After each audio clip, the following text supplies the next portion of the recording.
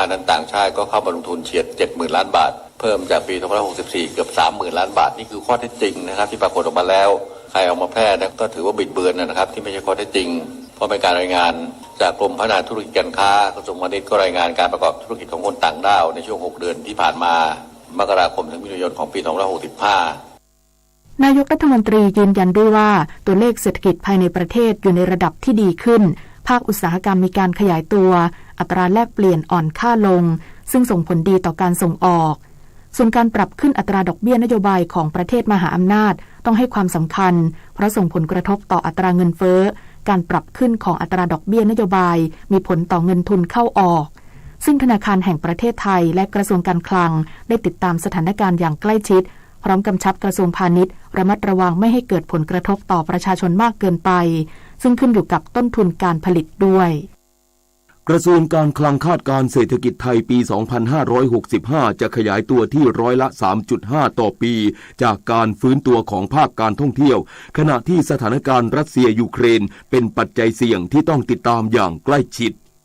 นายพรชัยถีระเวชผู้อำนวยการสำนักงานเศรษฐกิจการคลังในฐานะโฆษกกระทรวงการคลังเปิดเผยว่าเศรษฐกิจไทยปี 2565 คาดว่าจะขยายตัวได้อย่างต่อเนื่องที่ร้อยละ 3.5 ต่อปี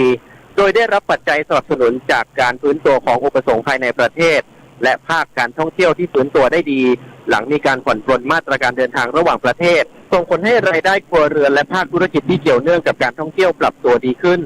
รวมทั้งคาดว่ารายได้เกษตรกรจะขยายตัวได้ดีตามราคาสินค้าเกษตรที่สูงขึ้นส่งผลให้การใช้จ่ายขยายตัวต่อเนื่องซึ่งจะเป็นแรงสนับสนุนสำคัญต่อการฟื้นตัวของการบริโภคโดยคาดว่าการบริโภคภาคเอกชนจะขยายตัวที่ร้อยละ 4.8 ต่อปี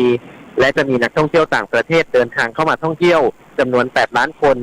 ขณะที่มูลค่าการส่งออกสินค้าคาดว่าจะขยายตัวที่ร้อยละ 7.7 ต่อปีแม้จะได้รับผลกระทบจากสถานการณ์ความขัดแย้งระหว่างรัสเซียและยูเครนและปัญหาการขาดแคลนวัตถุดิบขณะที่อัตราเงินเฟ้อทั่วไปคาดว่าจะเพิ่มขึ้นจากปีก่อนที่ร้อยละ 6.5 ต่อปีและจะค่อยๆปรับตัวลดลงหากราคาน้ำมันเริ่มมีเสถียรภาพมากขึ้นเอกวินกากะนิกรายงานคณะรัฐมนตรีเห็นชอบโครงการเติมเงินช่วยเหลือแก่ผู้มีบัตรสวัสดิการแห่งรัฐ400 บาทและคนละครึ่งเฟส 5ระยะเวลา2 เดือนกันยายนถึงตุลาคมนี้พร้อมสนับสนุนรถยนต์ไฟฟ้าโดยลดภาษีอากรประจำปีรถยนต์ที่ใช้พลังงานไฟฟ้าขับเคลื่อนอย่างเดียวพลเอกประยุทธ์จันทร์โอชานายกรัฐมนตรีเปิดเผยว่ารัฐบาลได้ขับเคลื่อนมาตรการช่วยเหลือลดภาระค่าครองชีพให้กับประชาชนทุกกลุ่มและล่าสุดคณะรัฐมนตรีเห็นชอบการเติมเงินช่วยเหลือแก่ผู้มีบัตรสวัสดิการแห่งรัฐและผู้ที่ต้องการความช่วยเหลือเป็นพิเศษเช่นผู้ที่ไม่ได้เข้าถึงอินเทอร์เน็ตผู้ที่ไม่สามารถใช้งานแอปพลิเคชันเป๋าตังค์ผู้ที่ไม่มีสมาร์ทโฟนและผู้ที่มีภาวะพึ่งพิงไม่สามารถช่วยเหลือตัวเองได้เป็นระยะเวลา2 เดือนวงเงิน200 บาทต่อเดือนต่อคนรวมเป็นเงิน400 บาทช่วงเดือนกันยายนถึงตุลาคม 2565 และเห็นชอบโครงการคนละครึ่งเฟส 5โดยใช้สิทธิ์2 เดือนวงเงิน800 บาทต่อคนสามารถใช้ได้ไม่เกิน150 บาทต่อคนต่อวันโดยทั้ง2โครงการจะเริ่มใช้สิทธิ์ได้ตั้งแต่วันที่1 กันยายนนี้ทั้งนี้นอกจากจะเป็นการบรรเทาความเดือดร้อนให้แก่ประชาชนแล้วยังเป็นการฟื้นฟูเศรษฐกิจระดับฐานรากโดยเฉพาะผู้ประกอบการรายย่อยให้มีรายได้จากการขายสินค้าและบริการเศรษฐกิจจะได้ไม่ติดขัดขับเคลื่อนต่อไปได้อย่างต่อเนื่อง2 โครงการนี้จะเริ่มใช้สิทธิ์ได้ตั้งแต่วันที่1 กันยายนนี้ซึ่งก็นอกจากจะเป็นการบรรเทาความเดือดร้อนให้กับประชาชนแล้วก็เป็นการฟื้นฟูเศรษฐกิจระดับฐานรากนะครับเมื่อมีการใช้จ่ายผู้ประกอบการรายย่อยก็จะได้มีรายได้จากการขายสินค้าและบริการนะครับเศรษฐกิจก็จะได้ไม่ติดขัดเกิดเงินหมุนเวียนในระบบทำให้ขับเคลื่อนต่อไปได้อย่างต่อเนื่องนะครับสำหรับที่ผ่านมามีการใช้เงินกู้ในปี 2564 ต่อเนื่องมา 2 ปีกว่าจนถึงปัจจุบันรัฐบาลได้ช่วยเหลือเยียวยาเศรษฐกิจให้กับประชาชนผู้มีรายได้น้อยแรงงานประกันสังคมผู้ประกอบการผู้ประกอบอาชีพอิสระเกษตรกรกลุ่มเปราะบางผู้สูงอายุกว่า 45 ล้านคนวงเงินประมาณ 854,000 ล้านบาทรวมถึงการฟื้นฟูเศรษฐกิจและการจ้างงานวงเงินประมาณ 280,000 ล้านบาท ด้านนายธนกร วังบุญคงชนะโฆษกประจำสำนักนายกรัฐมนตรีเปิดเผยว่า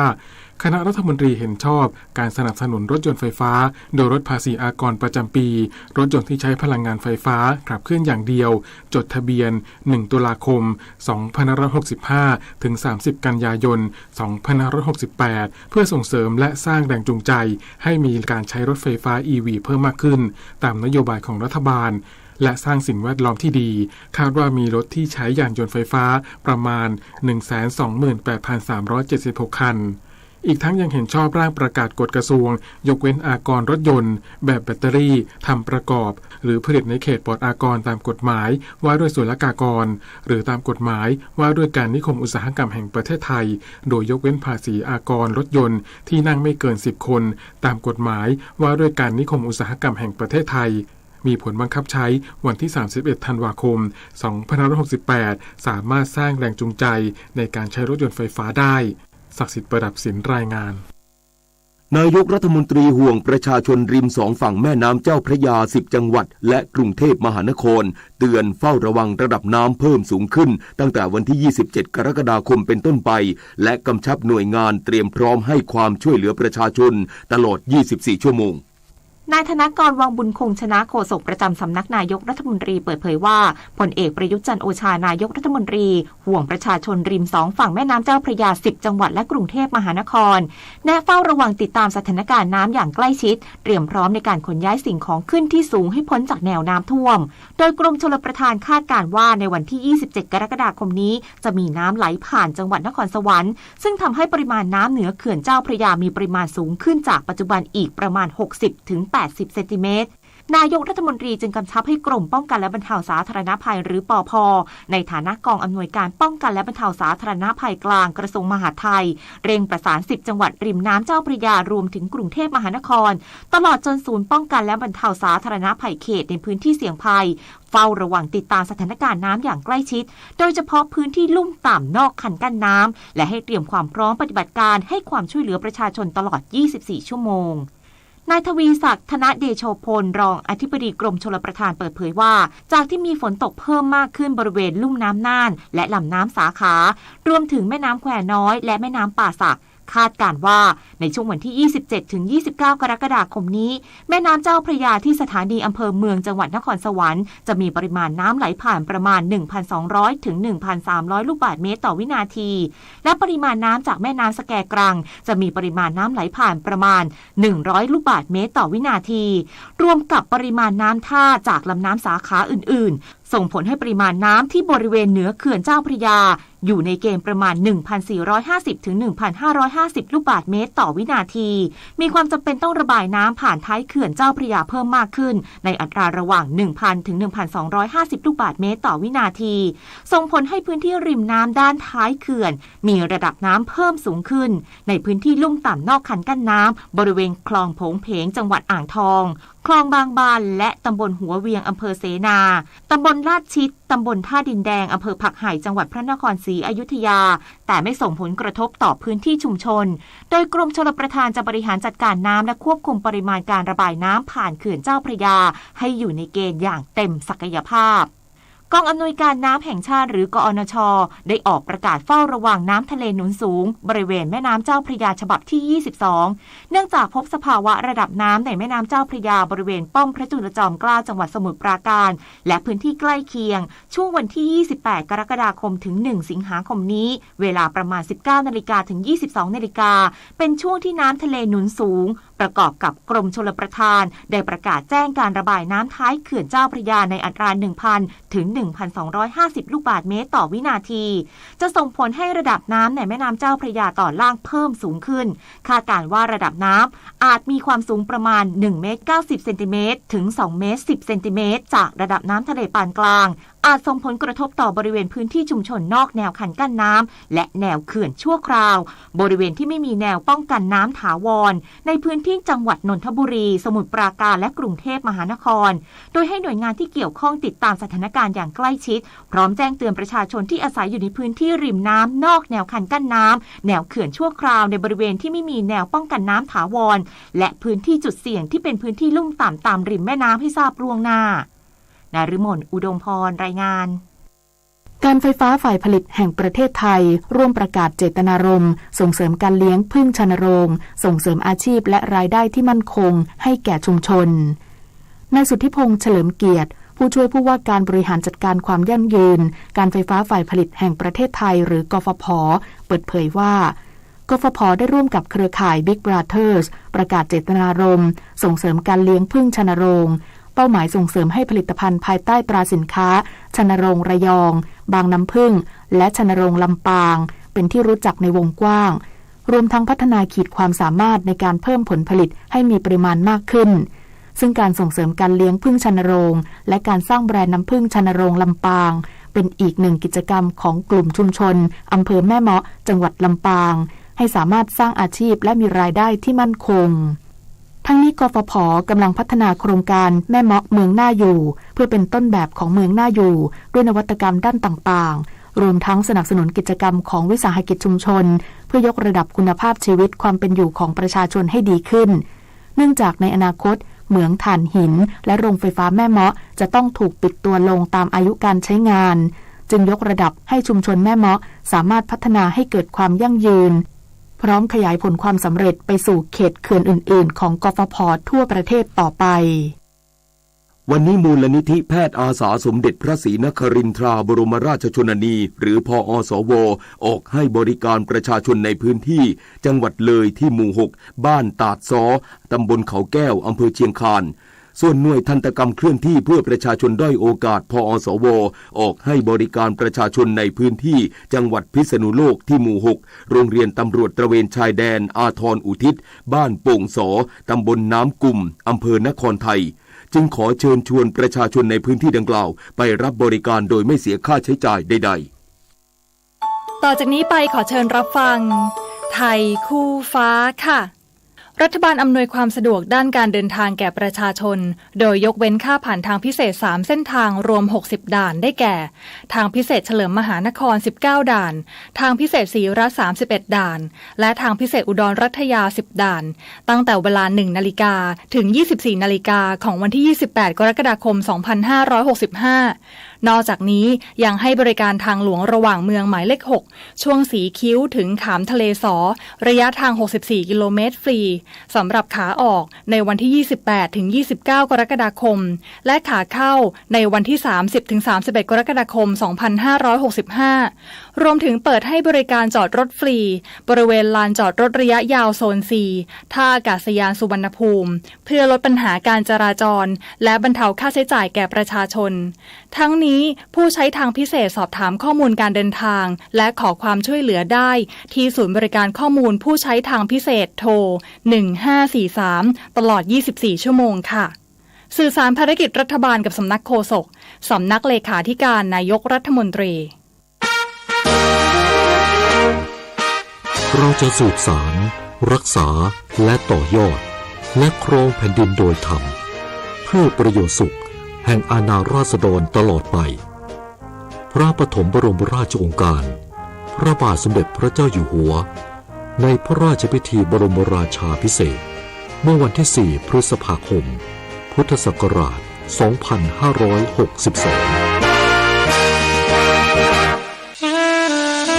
ข้าราชการต้องแยกเรื่องส่วนตัวออกจากตำแหน่งหน้าที่และยึดถือประโยชน์ส่วนรวมของประเทศชาติเหนือกว่าประโยชน์ส่วนตนสารประโยชน์ของชาติและปวงประชาอีกหนึ่งหัวข้อเรื่องจริยธรรมที่ข้าราชการพลเรือนทุกคนพึงควรปฏิบัติทำความดีเพื่อชาติไทย7:17 น.ต่อไปรับฟังข่าวต่างประเทศกระทรวงสาธารณสุขสิงคโปร์แถลงเมื่อวานนี้ว่าพบผู้ป่วยโรคฝีดาษวานอนอีกคนเป็นชายชาวไต้หวันวัย28ปีซึ่งอาศัยอยู่ในสิงคโปร์และเพิ่งเดินทางกลับมาจากแคนาดาเมื่อไม่นานมานี้โดยเขาเริ่มมีอาการป่วยตั้งแต่เมื่อวันที่22กรกฎาคมและมีผื่นขึ้นตามมาก่อนที่จะไปพบแพทย์เมื่อวานนี้และในวันเดียวกันได้ถูกส่งตัวเข้ารับการรักษาที่ศูนย์โรคติดต่อโรคติดเชื้อแห่งชาติขณะนี้อาการทรงตัวและเจ้าหน้าที่กำลังติดตามผู้สัมผัสใกล้ชิดผู้ป่วยรายนี้ไม่มีความเชื่อมโยงกับผู้ป่วยโรคฝีดาษวานอนก่อนหน้า ทั้งนี้การพบผู้ป่วยรายล่าสุดทำให้สิงคโปร์มียอดผู้ป่วยโรคฝีดาษวานอนสะสมแล้ว10 คนนับตั้งแต่เดือนมิถุนายนขณะที่การระบาดของโรคนี้ได้รับการประกาศจากองค์การอนามัยโลกให้เป็นภาวะฉุกเฉินด้านสาธารณสุขระหว่างประเทศแล้วอินโดนีเซียเตรียมฉีดวัคซีนโควิด -19 เข็มกระตุ้นที่ 2 ให้บุคลากรทางการแพทย์หลังจำนวนผู้ติดเชื้อรายใหม่พุ่งสูงขึ้นท่ามกลางความกังวลเกี่ยวกับการระบาดของเชื้อโอมิครอนสายพันธุ์ย่อยนายบูนิกูนาดิซาดิกินรัฐมนตรีกระทรวงสาธารณสุขอินโดนีเซียแถลงเมื่อวานนี้ว่าขณะนี้กำลังศึกษาถึงการฉีดวัคซีนเข็มกระตุ้นดังกล่าวสำหรับบุคลากรทางการแพทย์เนื่องจากบุคลากรการแพทย์บางส่วนกำลังติดเชื้ออย่างไรก็ตามยังจำเป็นต้องได้รับข้อมูลเชิงลึกจากผู้เชี่ยวชาญก่อนนายซาดิกินกล่าวย้ำด้วยว่าเขาไม่ได้ตั้งเป้าว่าจะเริ่มโครงการฉีดเข็มกระตุ้นที่ 2 เมื่อไหร่ทั้งนี้อินโดนีเซียรายงานพบผู้ติดเชื้อโรคโควิด -19 รายใหม่กว่า 6,000 คนและเสียชีวิต13 คนในรอบ24 ชั่วโมงที่ผ่านมาสหภาพยุโรปอนุมัติแผนฉุกเฉินเพื่อควบคุมความต้องการบริโภคก๊าซธรรมชาติในภูมิภาคหลังจากสามารถประนีประนอมกันได้กับสมาชิกบางประเทศซึ่งตามแผนนี้ชาติสมาชิกสหภาพยุโรปจะลดการใช้ก๊าซธรรมชาติลง15%ในช่วงฤดูหนาวแต่มีข้อยกเว้นสำหรับบางประเทศขณะที่ฮังการีปฏิเสธข้อตกลงนี้โดยระบุว่าไร้ประโยชน์การตกลงกันในครั้งนี้ก็เพื่อลดการพึ่งพาก๊าซธรรมชาติจากรัสเซียและเป็นการเตรียมความพร้อมรับมือในกรณีที่รัสเซียปรับลดอุปทานก๊าซธรรมชาติลงโดยความเคลื่อนไหวดังกล่าวได้รับการยกย่องว่าเป็นการตอบโต้ที่มีประสิทธิภาพต่อการที่รัสเซียใช้พลังงานเป็นอาวุธทางเศรษฐกิจทางด้านสาธารณรัฐเช็กซึ่งดำรงตำแหน่งประธานหมุนเวียนแห่งสหภาพยุโรประบุว่าการตัดสินใจเช่นนี้ไม่ใช่เรื่องง่าย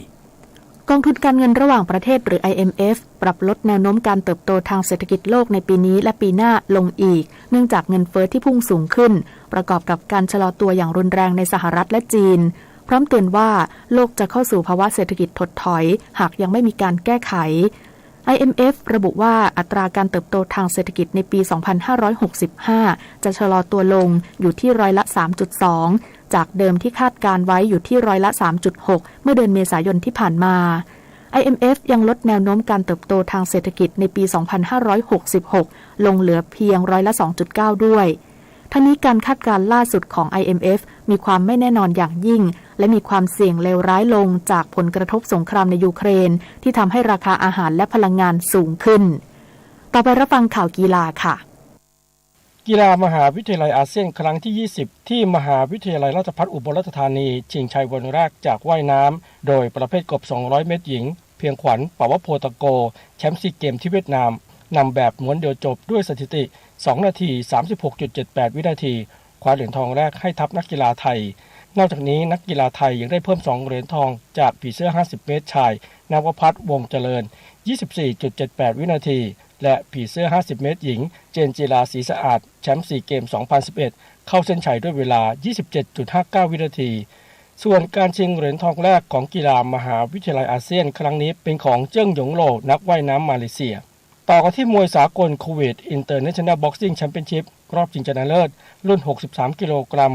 คุณาทิพย์ปิดนุชแลกหมัดกับราจีบาร์เกอร์นักชกอิหร่านโดยในยกที่2คุณาทิพย์ออกหมัดเข้าคิ้วของนักชกอิหร่านเป็นแผลแตกกรรมการยุติการชกชูมือให้คุณาทิพย์เป็นฝ่ายชนะคะแนนในยกที่2คว้าเหรียญทองให้ขุนพลเสื้อกล้ามไทยส่วนในรุ่น57กิโลกรัมสลาบุตสุขเทศแพ้คะแนนคาร์โลลอฟอับดุลมาลิกจากอุซเบกิสถานและรุ่น70กิโลกรัมสิทธิศักดิ์จูมกุมารแพ้คะแนนโจดูเซฟจาฟรอนเบกจากอุซเบกิสถานได้เหรียญเงินสรุปผลงานทัวร์นาเมนต์นี้ทัพนักชกไทยได้อันดับ2จาก1เหรียญทอง2เหรียญเงินส่วนอันดับ1เป็นนักชกอุซเบกิสถานได้5เหรียญทอง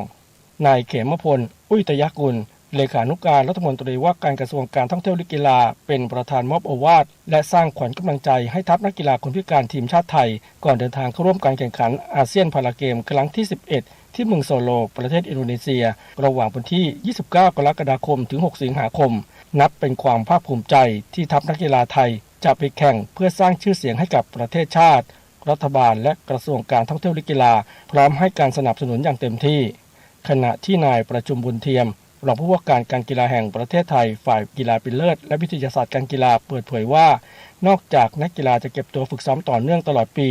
บวกกับนโยบายของพลเอกประวิตรวงษ์สุวรรณรองนายกรัฐมนตรีที่ผลักดันนำวิทยาศาสตร์การกีฬาเข้ามาใช้ให้มากขึ้นทำให้ศักยภาพนักกีฬาไทยดีกว่าทุกครั้ง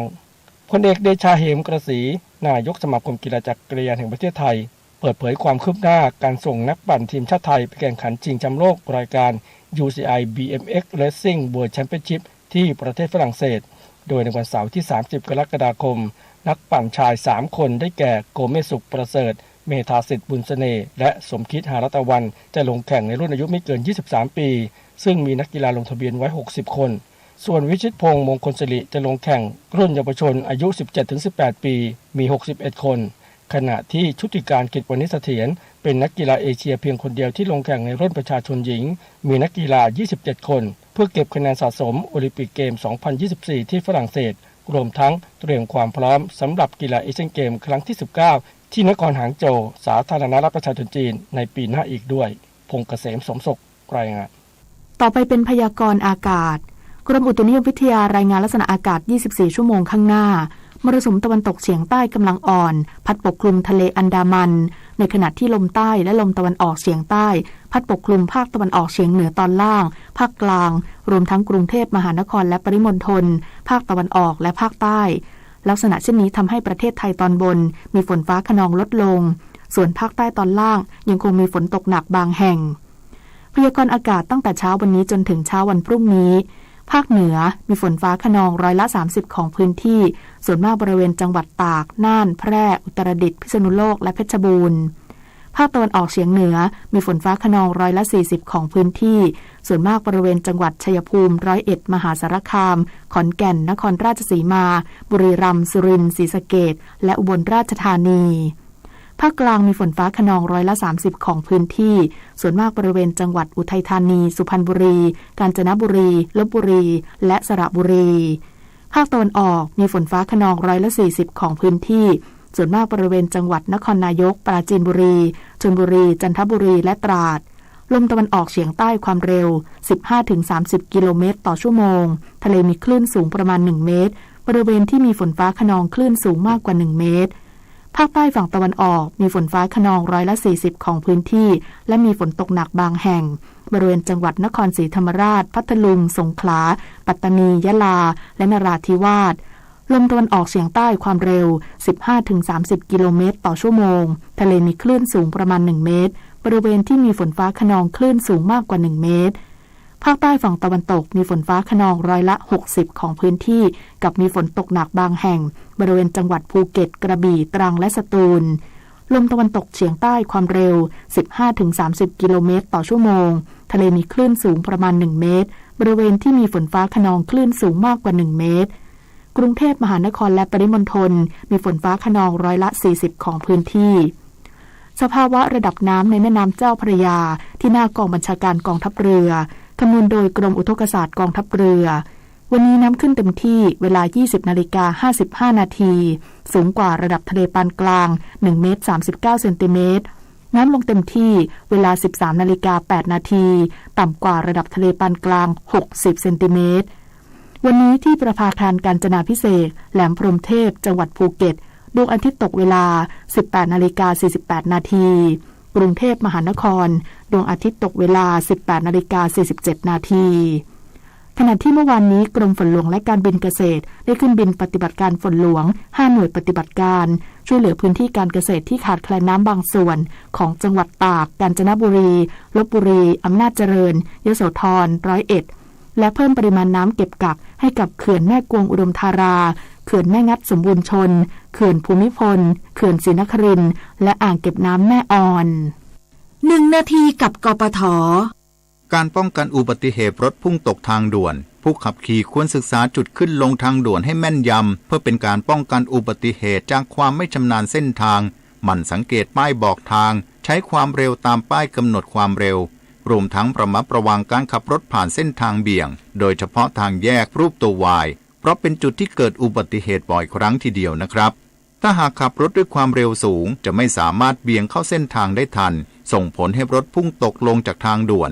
และต้องไม่แซงรถหรือเปลี่ยนช่องทางกระทันหันเพราะว่ารถที่วิ่งบนทางด่วนมักใช้ความเร็วสูงอาจทำให้เกิดอุบัติเหตุเฉี่ยวชนกันได้ง่ายและที่สำคัญขับรถบนทางด่วนยามค่ำคืนยิ่งต้องเพิ่มความระมัดระวังเรื่องความเร็วรถเพราะอุบัติเหตุร้ายแรงบนทางด่วนมักเกิดในยามค่ำคืนที่ถนนโล่งขับขี่คล่องตัวซึ่งยิ่งต้องลดความเร็วรถด้วยนะครับด้วยความปรารถนาดีจากกรมประชาสัมพันธ์และกองทุนเพื่อความปลอดภัยในการใช้รถใช้ถนนกรมการขนส่งทางบกกระทรวงคมนาคมรู้รักภาษาไทยโดยความร่วมมือของสำนักงานราชบัณฑิตยสภาและกรมประชาสัมพันธ์วันนี้เสนอคำว่าตระเวนคำว่าตระเวนเขียนต่อเต่ารอเรือสระอะสระเอวอแหวนนอหนูหมายถึงไปทั่วเช่นพ่อค้าเร่ตระเวนขายสินค้าไปตามละแวกบ้านคำว่าตระเวนอาจผสมกับคำอื่นได้คำผสมหลายคำเช่นพลตระเวนหมายถึงข้าราชการในกรมพระนครบาลสมัยก่อนมีหน้าที่เที่ยวตรวจตรารักษาความสงบตำรวจตระเวนชายแดนหมายถึงตำรวจที่มีหน้าที่เที่ยวตรวจตรารักษาความสงบตามชายแดนในสมัยก่อนมีคำว่าลาดซึ่งมีความหมายเดียวกับคำว่าตระเวนเช่นพระราชพงศาวดารฉบับพิมพ์รศ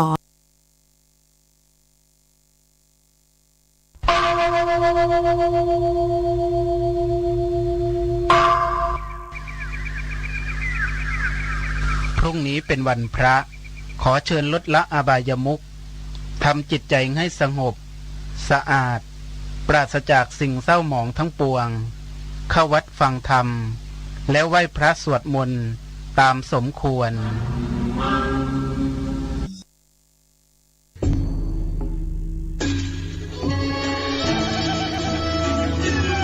ขอเชิญพุทธศาสนิกชนทุกท่านร่วมทำบุญผ้าป่าสามัคคีและร่วมเป็นเจ้าภาพโรงทานในพิธีทำบุญ1 ทศวรรษ 10 ปีที่พักสงฆ์สถาบันธรรมาภิวัตรบ้านศพเตินตำบลศพปาดอำเภอแม่เมาะจังหวัดลำปางในวันที่17 สิงหาคม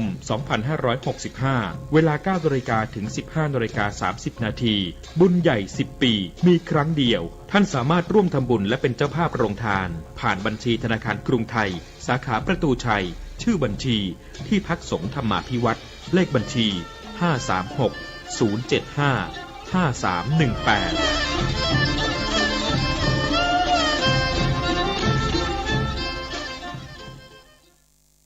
ารเพื่อการประชาสัมพันธ์กำหนดการฟังเทศรายการรถด่วนขบวนพิเศษฤดูกาลเข้าพรรษาปี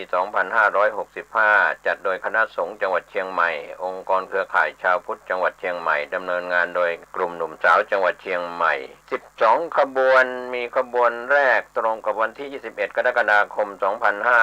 2565 แรม 8 ค่ำเดือน 10 เหนือไปยังพุทธสถานเชียงใหม่20 นาฬิกาสภาวัฒนธรรมอำเภอเมืองเชียงใหม่เป็นเจ้าภาพฟังพระธรรมเทศนา1กันขบวนที่2เป็นวัน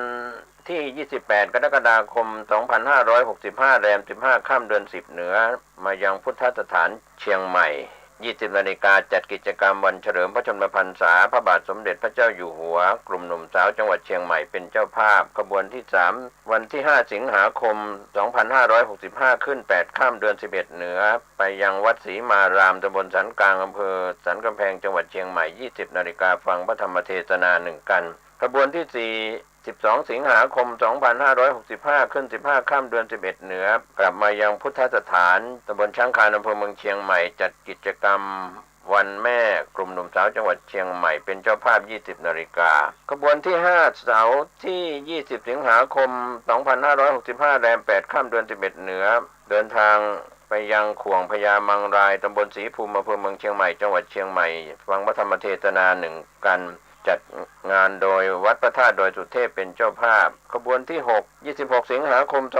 2565 แรม 14 ค่ำเดือน 11 เหนือไปยังวัดโชติกุลสวรรณารามวัดหมูบุญตำบลสุเทพอำเภอเมืองเชียงใหม่จังหวัดเชียงใหม่20 นาฬิกาฟังพระธรรมเทศนา1กันขบวนที่7 3 กันยายน 2565 ขึ้น 8 ค่ำเดือน 12 เหนือเดินทางไปยังวัดหนองเต่าคำตำบลป่าไผ่อำเภอสันทรายจังหวัดเชียงใหม่20 นาฬิกาฟังพระธรรมเทศนา1กันขบวนที่8 10 กันยายน 2565 ขึ้น 15 ค่ำเดือน 12 เหนือกลับมายังพุทธสถานเชียงใหม่ 20 นาฬิกาเป็นการจัดงานวันกตัญญูพุทธสมาคมและมูลนิธิพุทธสมาคมเป็นเจ้าภาพขบวนที่ 18 กันยายน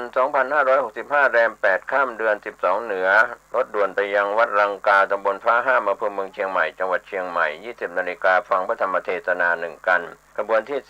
25 กันยายน 2565 แรม 15 ค่ำเดือน 12 เหนือเดินทางไปยังวัดอรัญยวาสตำบลบ้านปงอำเภอหางดงจังหวัดเชียงใหม่ 20 นาฬิกา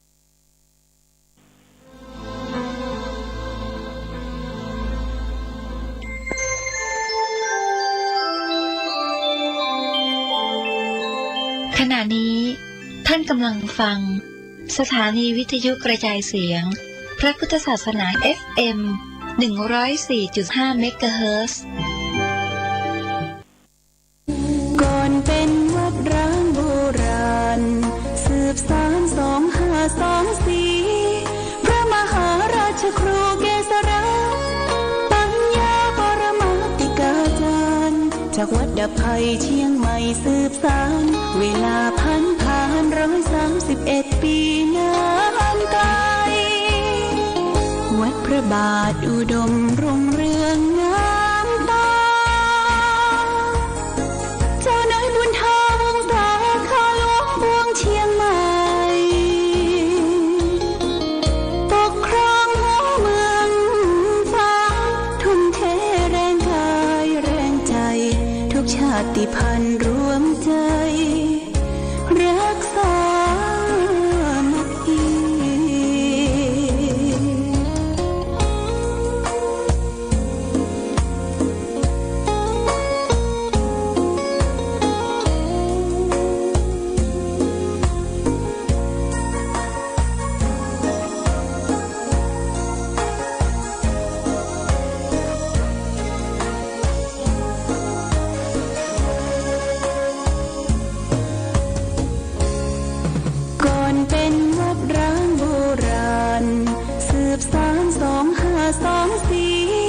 พระมหาราชครูเกษราปัญญาปรมาติกาจารย์จากวัดดับภัยเชียงใหม่สืบสานเวลาผ่าน131 ปีนานไกล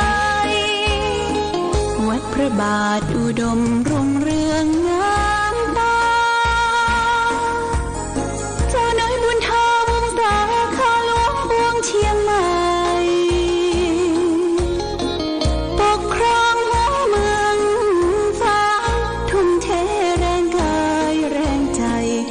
ชาติพันธุ์รวมใจรักษามัคคี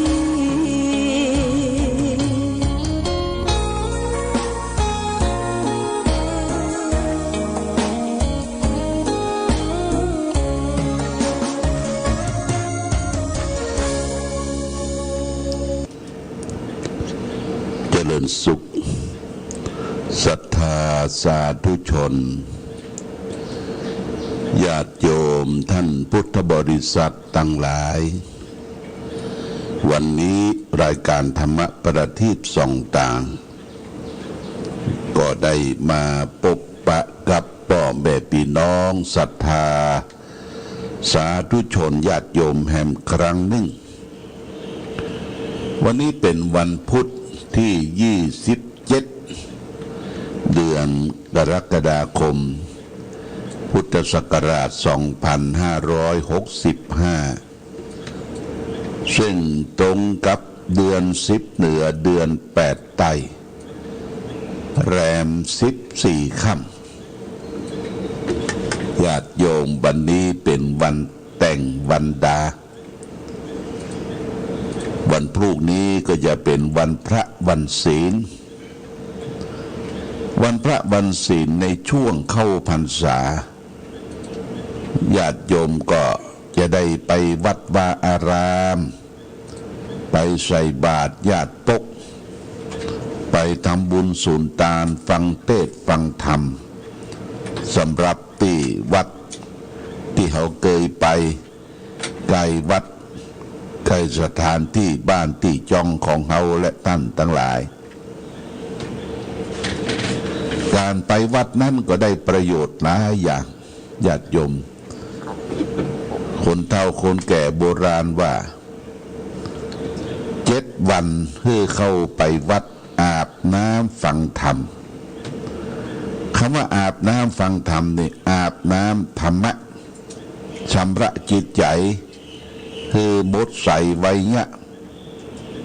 จิตใจเฮาเนี่ยญาติโยมมันขุ่นคองหมองมัวเต็มไปด้วยมรมนทินเครื่องเศร้าหมองเพิ่นให้ไปอาบน้ำฟังธรรม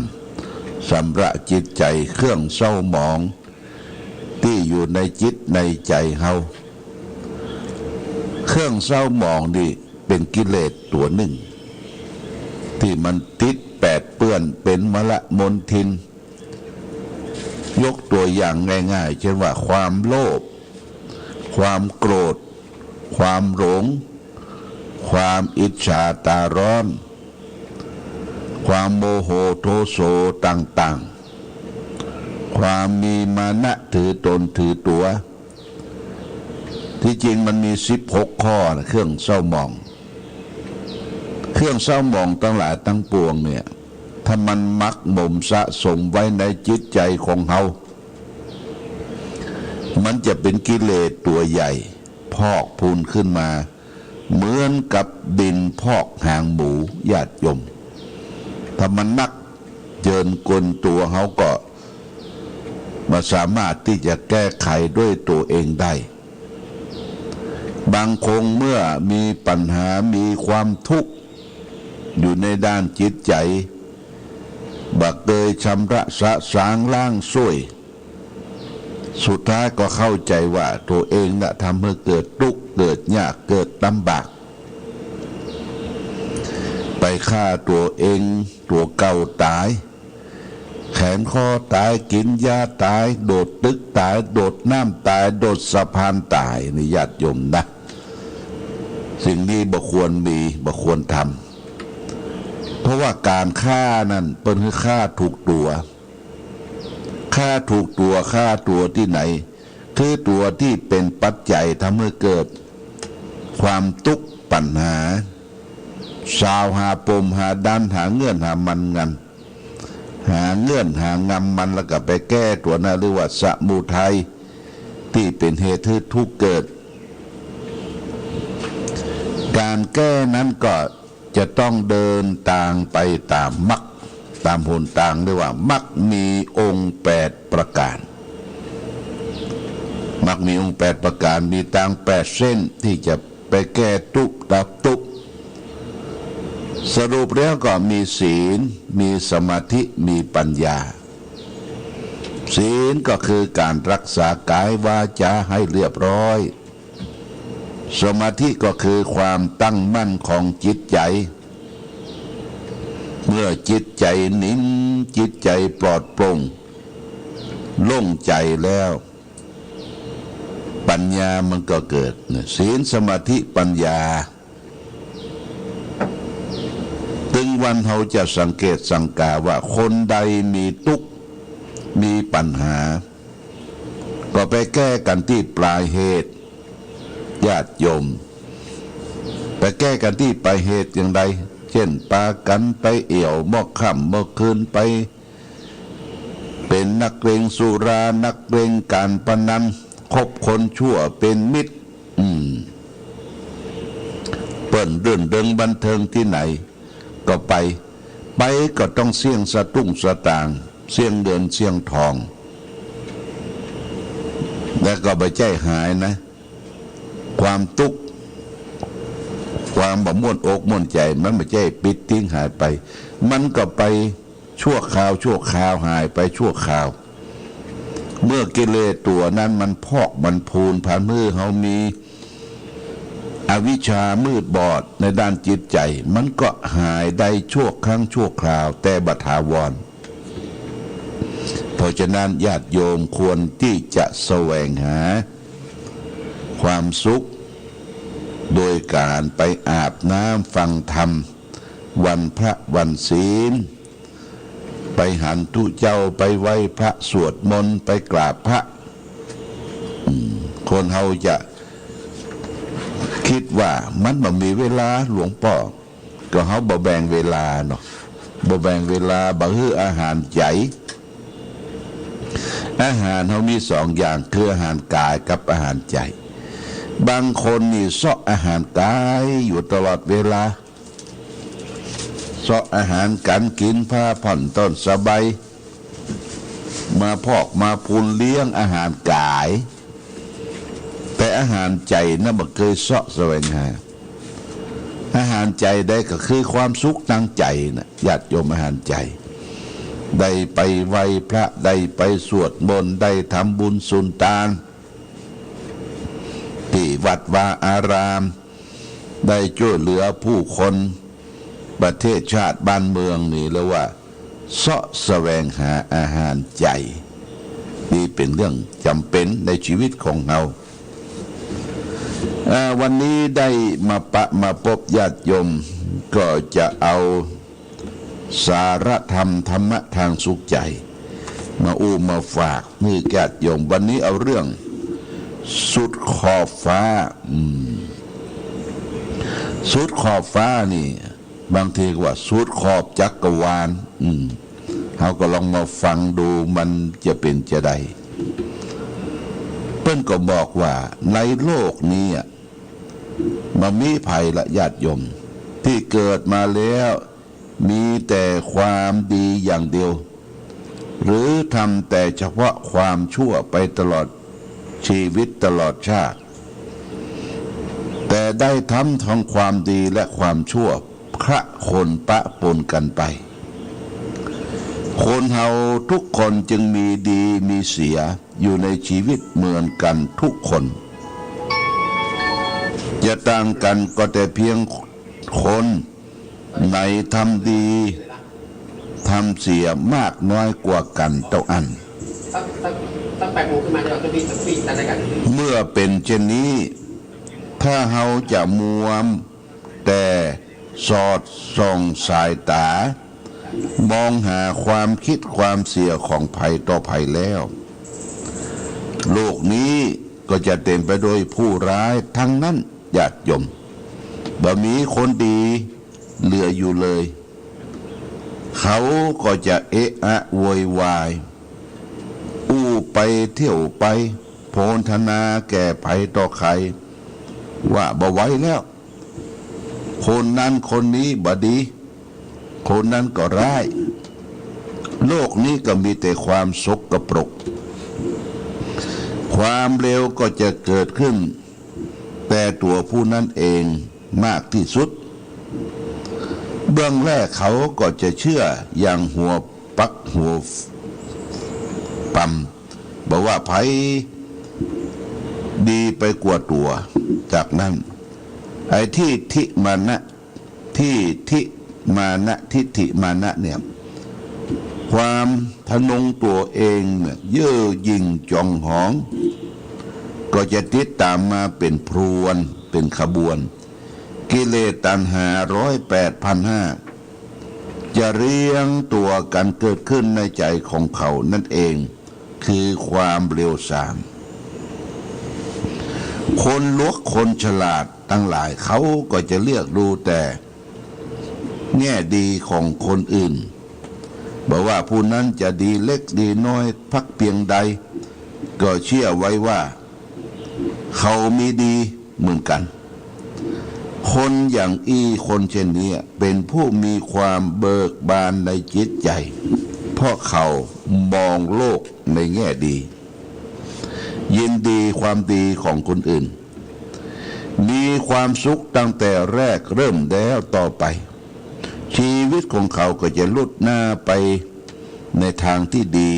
เพราะเมื่อเห็นดีของคนอื่นแล้วตัวเองก็พร้อมที่จะบำเพ็ญความดีนั้นเกิดขึ้นในตนนั่นเองคือความประเสริฐของเขาธรรมะคือคุณงามความดีนั้นเกิดขึ้นแก่ผู้รู้ตัวเท่าอันไม่ใช่เกิดแก่คนที่ลืมตัวคนที่มองแต่แง่ร้ายมากมายของคนอื่นเสมอเขาจะฉลาดในเรื่องของคนอื่น แต่โง่เง่าเต่าตุนในเรื่องของตัวเองบนทินใจก็จะเกิดขึ้นตามมาเป็นคนประมาทเป็นคนลืมตัวทั้งนั้นนับวันแต่จะห่างไกลจากธรรมะ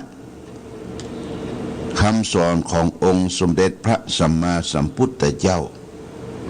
ไกลออกไปจนสุดขอบฟ้าเขียวนะหาที่ตึกที่สุดบ่ได้เปลวัชชานุปัสสิสสะนิจจังอุชายะสัญญิโนอาสวาตัสสะวัฏทันติอาคาโสอาสวะขยาอาสวะย่อมเจริญแก่คนที่คอยมองแต่โทษของคนอื่นคอยเพ่งดูความผิดของคนอื่นอยู่เป็นนิดเขาห่างจากธรรมะเป็นเส้นการภาวะไปทุกขตินี่เป็นพุทธภาษิตญาติโยมเป็นธรรมบทของพระสัมมาสัมพุทธเจ้าได้ตัดไว้คนเฮานี่มองคนอื่นเนี่ยคอยจ้องจับผิดคนนั่นคนนี้ญาติโยมนะก่อนการเคยได้ยินมีคนหนึ่งซึ่งเป็นคนไทยที่เป็นมาอยู่ทางภาคเหนือแกปรารภว่าจะไปทำบุญวัดไหนก็ไม่กล้าทำพระนี่อาบัติหมดพระอาบัติหมดพระผิดศีลหมดจะไปทำบุญที่ไหนก็บ่กล้าทำพระผิดศีลหมดอาบัติหมดญาติโยมนี่ไปมองโลกในแง่ร้ายพระดีก็มีพระบดีก็มีญาติโยมแม้แต่ตัวเฮาก็เช่นเดียวกันบางทีก็คิดร้ายบางทีก็คิดดีแม้ตัวเฮานี่ยังควบคุมบ่ได้นะญาติโยมนะคิดดีคิดร้ายเพราะฉะนั้นคือมองโลกในแง่ดีบางคนนี่บอกเข้าวัดเลยนะญาติโยมนะเข้าใจผิดคิดว่าโอ้ตนนั้นก็บ่ดีตนนี้ก็บ่ดีอย่าเข้าวัดไปสนับสนุนคนบ่ดีอีโหเอาของเงินเขาต้องไปกินไปตานบางคนก็คิดว่าเอาตานให้แก่ยาจกให้หมูให้หมาดีกว่าจะไปตานวัดตานว่ามันคิดอย่างนั้นน่ะคิดโดยสะดือสั้นคิดป๊อดญาติโยมเพราะฉะนั้นคนดีก็มีคนร้ายก็นักเราก็เลือกสรรเอามองโลกในแง่ดีมีคำกลอนบทหนึ่งสอนใจว่ามองโลกในแง่ดีเขาเลียวบ้างช่างหัวเขาจงเลือกเอาส่วนที่ดีเขามีอยู่เป็นประโยชน์แก่โลกบ้างยังน่าดูอย่าไปรู้ความชั่วของเขาเลยถ้าจะหาคนดีโดยส่วนเดียวอย่าไปเที่ยวหาเลยสหายเอ๋ยเหมือนหาหนวดเต่า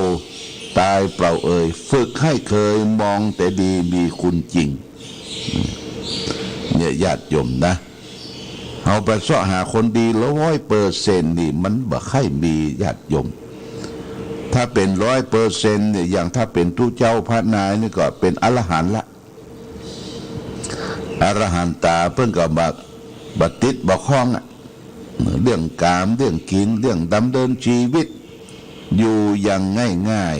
ๆอยู่อย่างสมถะเพราะฉะนั้นเราก็ต้องแบ่งพระโดยญาติโยมนะพระเฮานี่ตามโบราณตั้งแต่สมัยกรุงศรีอยุธยามาว่าพระที่อยู่บ้านเรียกว่าคามวสีนี่เป็นพระบ้านนะพระทั่วไปนะมีการเข้าไปบวชไปเรียนศึกษาทำวัดสวดมนต์ศึกษาห้ามเรียนนักธรรมตรีนักธรรมโทนักธรรมเอกศึกษาเป็นมหาปริญญาศึกษาภาษาบาลี นี่แล้วก็มีโอกาสสร้างวัดสร้างวาเป็นกำลังจิตกำลังใจให้แก่พอออกศรัทธาเป็นต้นว่าทรงศพทรงซากไปงานศพกันซากคอยบริการให้แก่ศรัทธาญาติโยมอันนี้เรียกว่าคามวาสีวัดบ้านวัดทั่วๆไปวัดทั่วๆไปที่มีตุเจ้าประสงค์มีศรัทธาญาติโยมช่วยอุปถัมภ์อุปถากมีเจ้าอาวาสมีเจ้าคณะตำบลมีเจ้าคณะอำเภอเจ้าคณะจังหวัดปกครองแต่พระแห่งประเภทหนึ่งเรียกว่าอรัญญวาสีอรัญญะนี่ก็คือป่าญาติโยมอรัญญวาสีคือพระป่าพระอยู่ป่าพระอยู่ป่านี่ญาติโยมเพิ่นก็บ่พิถีพิถันเรื่องการศึกษาร่ำเรียนเพิ่นจะเน้นหนักในการประพฤติปฏิบัติแม้แต่ก่อนการก่อสร้างห้างแปงสร้างโบสถ์สร้างกำแพงสร้างวิหารก็ปล่อยมันเป็นธรรมชาติอยู่ป่าเรียกว่าอรัญญวาสีแล้วก็ฉันเข้ามือเดียวฉันเข้าในบาตรฉันเข้ามือเดียวฉันเข้าในบาตรแต่ก็บัดถือสตางค์ญาติโยมบัดถือสตางค์บักกำสตางค์บักกำเงินกำทองนี่เป็นพระอรัญญวาสีญาติโยมท่านสาธุชนก็เอามาเปรียบเทียบเคียงกันว่าพระเฮายังบ่ปฏิบัติเหมือนเปิ้นยังบ่ไปบิณฑบาตยังใจสตุ้งสตางอยู่นี่ญาติโยมกฎข้อระเบียบคามวาสีกับอรัญญวาสีบ่เหมือนกันญาติโยมพระป่าพระบ้านนี่บ่เหมือนกันเพราะฉะนั้นเฮาจะนับถือจะเคารพบูชาพระป่าก็ได้พระบ้านก็ได้แต่บ่สามารถที่จะเอามาเทียบเคียงกระทบกระทั่งกันแยกกันญาติโยมก็เหมือนกันใส่บาตรญาติปกใส่บาตรญาติปกบางทีรอใส่กับพระวัดป่าวัดป่าถ้าวัดบ้านพระเนนเถนน้อยไปบิณฑบาตยุบยุบเหมือนกับเต่าเข้ากระดองยุบฝังโล่นปิดประตูเข้าบ้านกลัวได้ตามแก่พระบ้านนี่เรียกว่าศรัทธายุบศรัทธาเต่าญาติโยมเรามีจิตที่จะฮื้อตามทั่วไปถ้าพระป่าพระปฏิบัติอยู่ป่าออกมาบิณฑบาตออกมาทำหน้าสลอนหน้าไวนั่งไวพับเพียบไวนี่ญาติโยมเขาแสดงกิริยามารยาทเนี่ยเขาไปแบ่งใจละแบ่งใจแบ่งจิตของเขานี่พระป่านี่พระบ้านจิตเมื่อมันแบ่งละจิตมันก็บ่มั่นคงญาติโยมนะมีทิฏฐิเกิดขึ้นกับตัวเองเพราะฉะนั้นวัดป่าวัดบ้านคามวาสีอรัญญวาสีนี่ญาติโยมนะต่างก็ได้ทำประโยชน์แก่พระพุทธศาสนาอย่างวัดวาอารามคามวาสีเนี่ยเป็นวัดที่เปิ้นห้ำเปิ้นเฮียนเปิ้นซึกเปิ้นสาสืบสารและก็เทศนาสั่งสอนโปรดศรัทธาญาติโยมเวลาตานไปกัวเข้าขันเข้าก็เวลามีศพมีซากก็นิมนต์ทุเจ้าไปจักไปลากไปส่งสักการตามถาบนี่คือพระที่อยู่เป็นคามวาสีอยู่ตามวัดวาอารามที่มีความเจริญอยู่บ่ได้ต้องกึดต้องสร้างห้างแปลงนั้นแปลงนี้บูรณะปฏิสังขรณ์สิ่งนั้นสิ่งนี้แต่วัดเป็นอยู่อรัญญวาสีอยู่ป่าบ่ต้องจำเป็นที่จะไปสร้างไปแปลงคะแนนว่านุ่งผ้าสีกั๊กประพฤติปฏิบัติเข่งคัดฉันมือเดียวเอาสตางค์ไปถวายเพิ่นก็บอกว่าเอาไว้เป็นของกลางเนี่ยไว้เป็นของกลางถ้าจะจ่ายถ้าจะไปเป็นค่ารถค่ารางก็คือไวยวัจกรเบิกจ่ายใจเนี่ยเบิกจ่ายไปใจเป็นค่ารถค่ารางค่าสบู่ค่ายาสีฟันจะกำสตางค์เหมือนกับวัดบ้านนี่ พิษวินัยหำละเปิ้นกระถือกันอย่างนั้นญาติโยมจะต้องเข้าใจในเรื่องนี้โดยศาสนาเฮาก็เป็นศาสนาพุทธเนี่ยไม่มีหลายนิกายนะญาติโยมแม้แต่พระเฮานิกายมหานิกายแล้วก็ธรรมยุตตนิกายมหานิกายก็นุ่งผ้าแบบทั่วไปผ้าเหลืองผ้าราชนิยมธรรมยุตนี่พระธรรมยุตเพิ่งก็นุ่งสีกักหน่อยสีกักหน่อยในญาติโยมที่จริงเป้าหมายก็นับถือพระพุทธศาสนาต้องการให้สังคมโลกสังคมบ้านสังคมเมืองเกิดความสงบสุขญาติโยมไปแย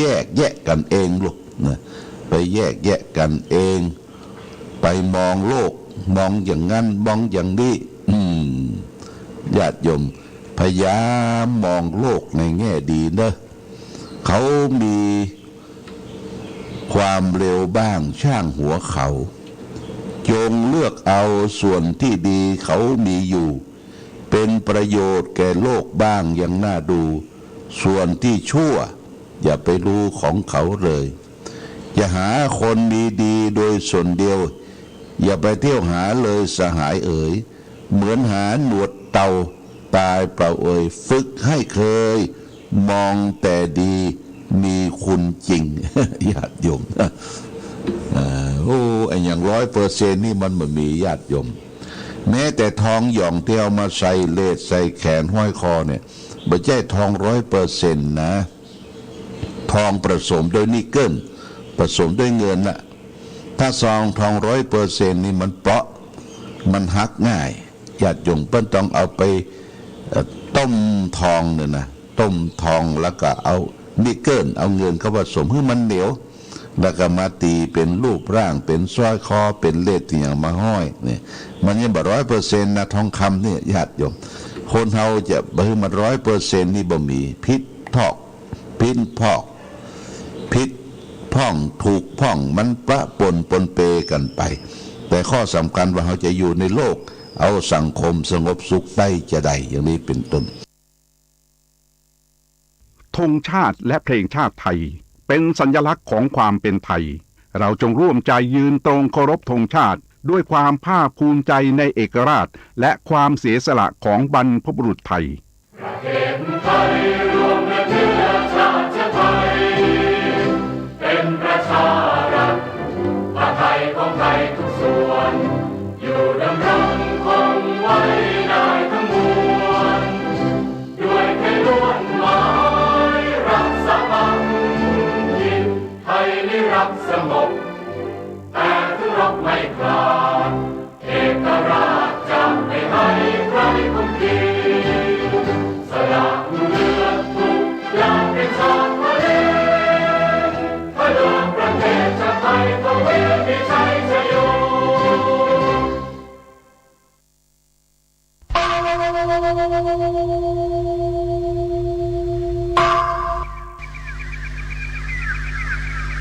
พรุ่งนี้เป็นวันพระ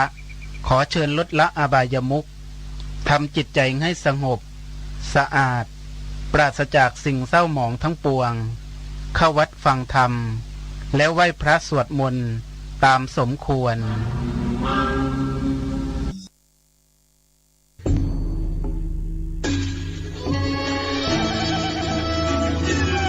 ขอเชิญพุทธศาสนิกชนทุกท่านร่วมทำบุญผ้าป่าสามัคคีและร่วมเป็นเจ้าภาพโรงทานในพิธีทำบุญ1 ทศวรรษ 10 ปีที่พักสงฆ์สถาบันธรรมาภิวัตรบ้านศพเตินตำบลศพปาดอำเภอแม่เมาะจังหวัดลำปางในวันที่17 สิงหาคม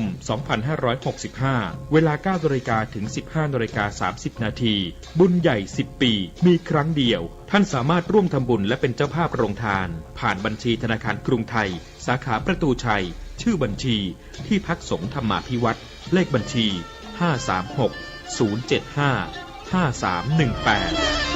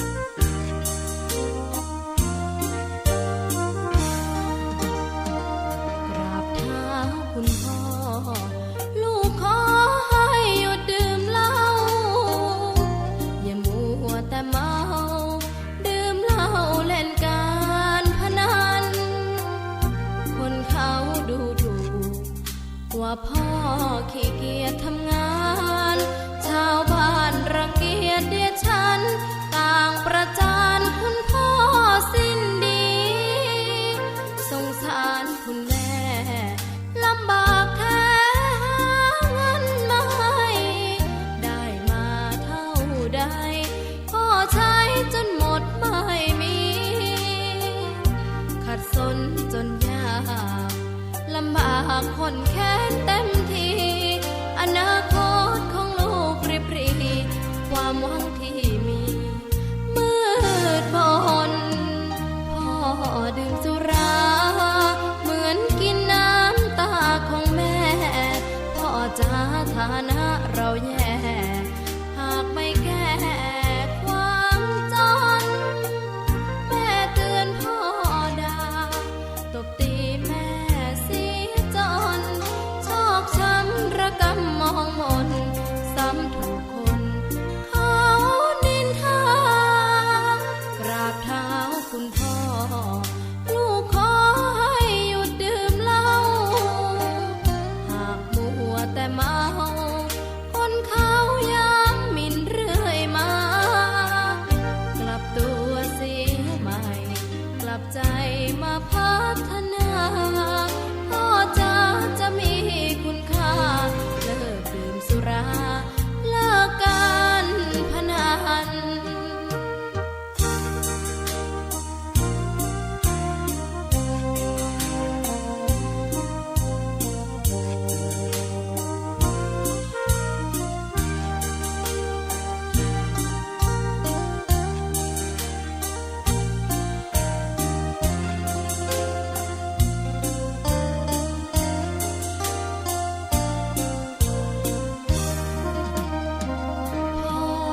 ดื่มสุราเหมือนกินน้ำตาของแม่พ่อจ๋าฐานะเราแย่หากไม่แก้ความจนแม่เตือนพ่อด่าตบตีแม่เสียจนชอกช้ำระกำมองมนซ้ำถูกคนเขานินทากราบเท้าคุณพ่อลูกขอให้หยุดดื่มเหล้าหากมัวแต่เมาคนเขาย้ำหมิ่นเรื่อยมากลับตัวเสียใหม่กลับใจมาพัฒนาพ่อจะมีคุณค่าเลิกดื่มสุราเลิกการพนัน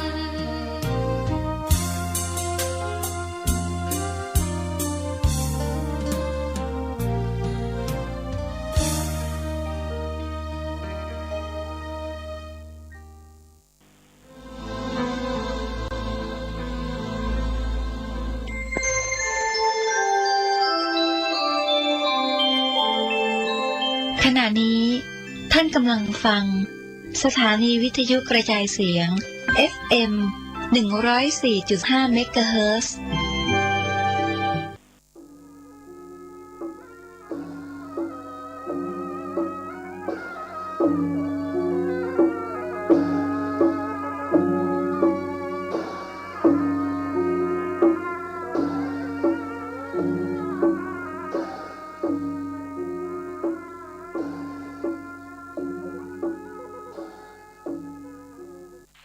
ขอความเจริญในธรรมและความผาสุกทางใจจงได้บังเกิดมีกับท่านสาธุชนคนดีผู้เจริญในศีลผู้เจริญในธรรมทุกท่านพร้อมกันนี้ขอยกมือ10 นิ้วกราบอาราธนาเอาคุณพระแก้วเจ้าทั้ง3 ประการบุญศีลบุญทานที่ท่านทั้งหลายได้กระทำบำเพ็ญมาในอดีตและจะกระทำวันนี้คุณพ่อคุณแม่คุณครูบาอาจารย์ผู้ประสิทธิ์ประสาทวิชาความรู้สิ่งศักดิ์สิทธิ์ทั้งหลายอันมีเสื้อบ้านเสื้อเมืองเสื้อวัดเสื้อวาพระสยามเทวาธิราชพระธาตุบรมธาตุดอยสุเทพและครูบาเจ้าศรีวิจัยนักบุญแห่งล้านนาไทยเป็นต้นขอเชิญชวนมาปกปักรักษาท่านผู้ฟังทุกคนที่ฟังอยู่เวลานี้เพื่อได้มีความสุขกายสุขใจ เหมือนกันทุกท่านทุกคนทุกผู้ทุกคนนานแสนนานได้เทินก่อนที่จะได้ดำเนินรายการต่อไปนี้ขอเชิญชวนมวลท่านผู้ฟังทั้งหลายประนมมือขึ้น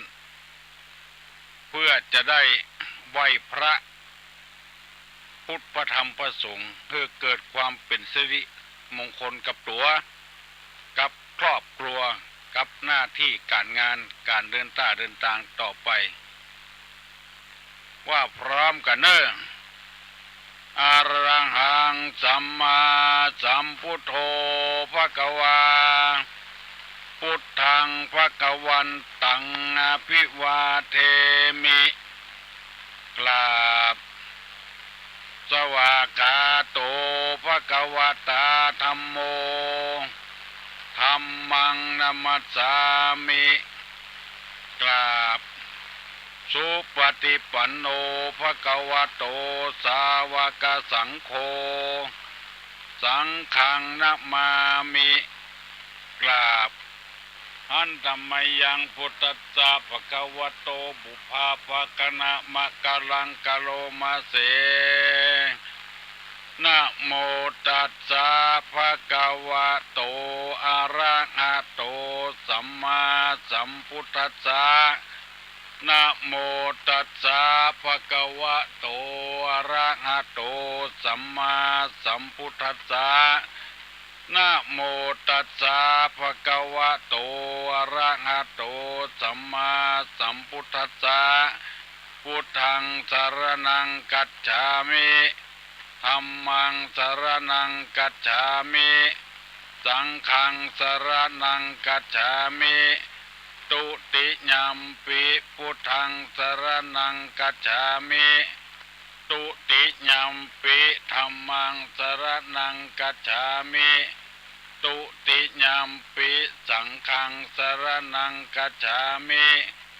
ตติยัมปิพุทธังสรณังกัจฉามิตติยัมปิธัมมังสรณังกัจฉามิตติยัมปิสังฆังสรณังกัจฉามิอิติปิโสภะคะวะอะระหังสัมมาสัมพุทโธวิชชาจรณะสัมปันโนสุขโตโลกาวิทูอนุตตะโลปุริสะธรรมสารถิสัทธาเทวะมนุษย์สานังพุทโธภควาติสวากขาโตภควตาธัมโมสันติทิโกอากาลิโกเอหิปัสสิโกโอปนะยิโกปัจจตังเวทิตโพวินโยหิติสุปฏิปันโนภควโตสาวกสังโฆอุจุปฏิปันโนภควโตสาวกสังโฆญาญาปฏิปันโนภควโตสาวกสังโฆสามิจิปฏิปันโนภควโตสาวกสังโฆยะติตังจัตตาลิปุริสายุคานิอัฏฐาปุริสาปุคลาเอสะภะคะวะโตสาวกสังโฆอาหุไนโยปาหุไนโยทักขิไนโยอัญจลีกาลนิโยอนุตตะลังปุญญเขตังโลกัสสติกราบหนึ่งกราบสองกราบสามกาเลนะธัมมัสสวนังเอตัมมังคละมุตตมังมาแล้วเนอะมาแถมแล้วเสียงก้องเสียงกองเสียงมองต่ำเข้าเสียงตุเจ้าเทศนาธรรม มาถึงบ้านมาถึงบนเฮือนมาถึงที่นอนมาถึงในสุดมาถึงในห้องครัวมาถึงในห้องน้ำมาถึงวัดมาถึงรถที่กำลังขับอยู่พวกเจ้าท่านทั้งหลายจะได้ยินเสียงนี้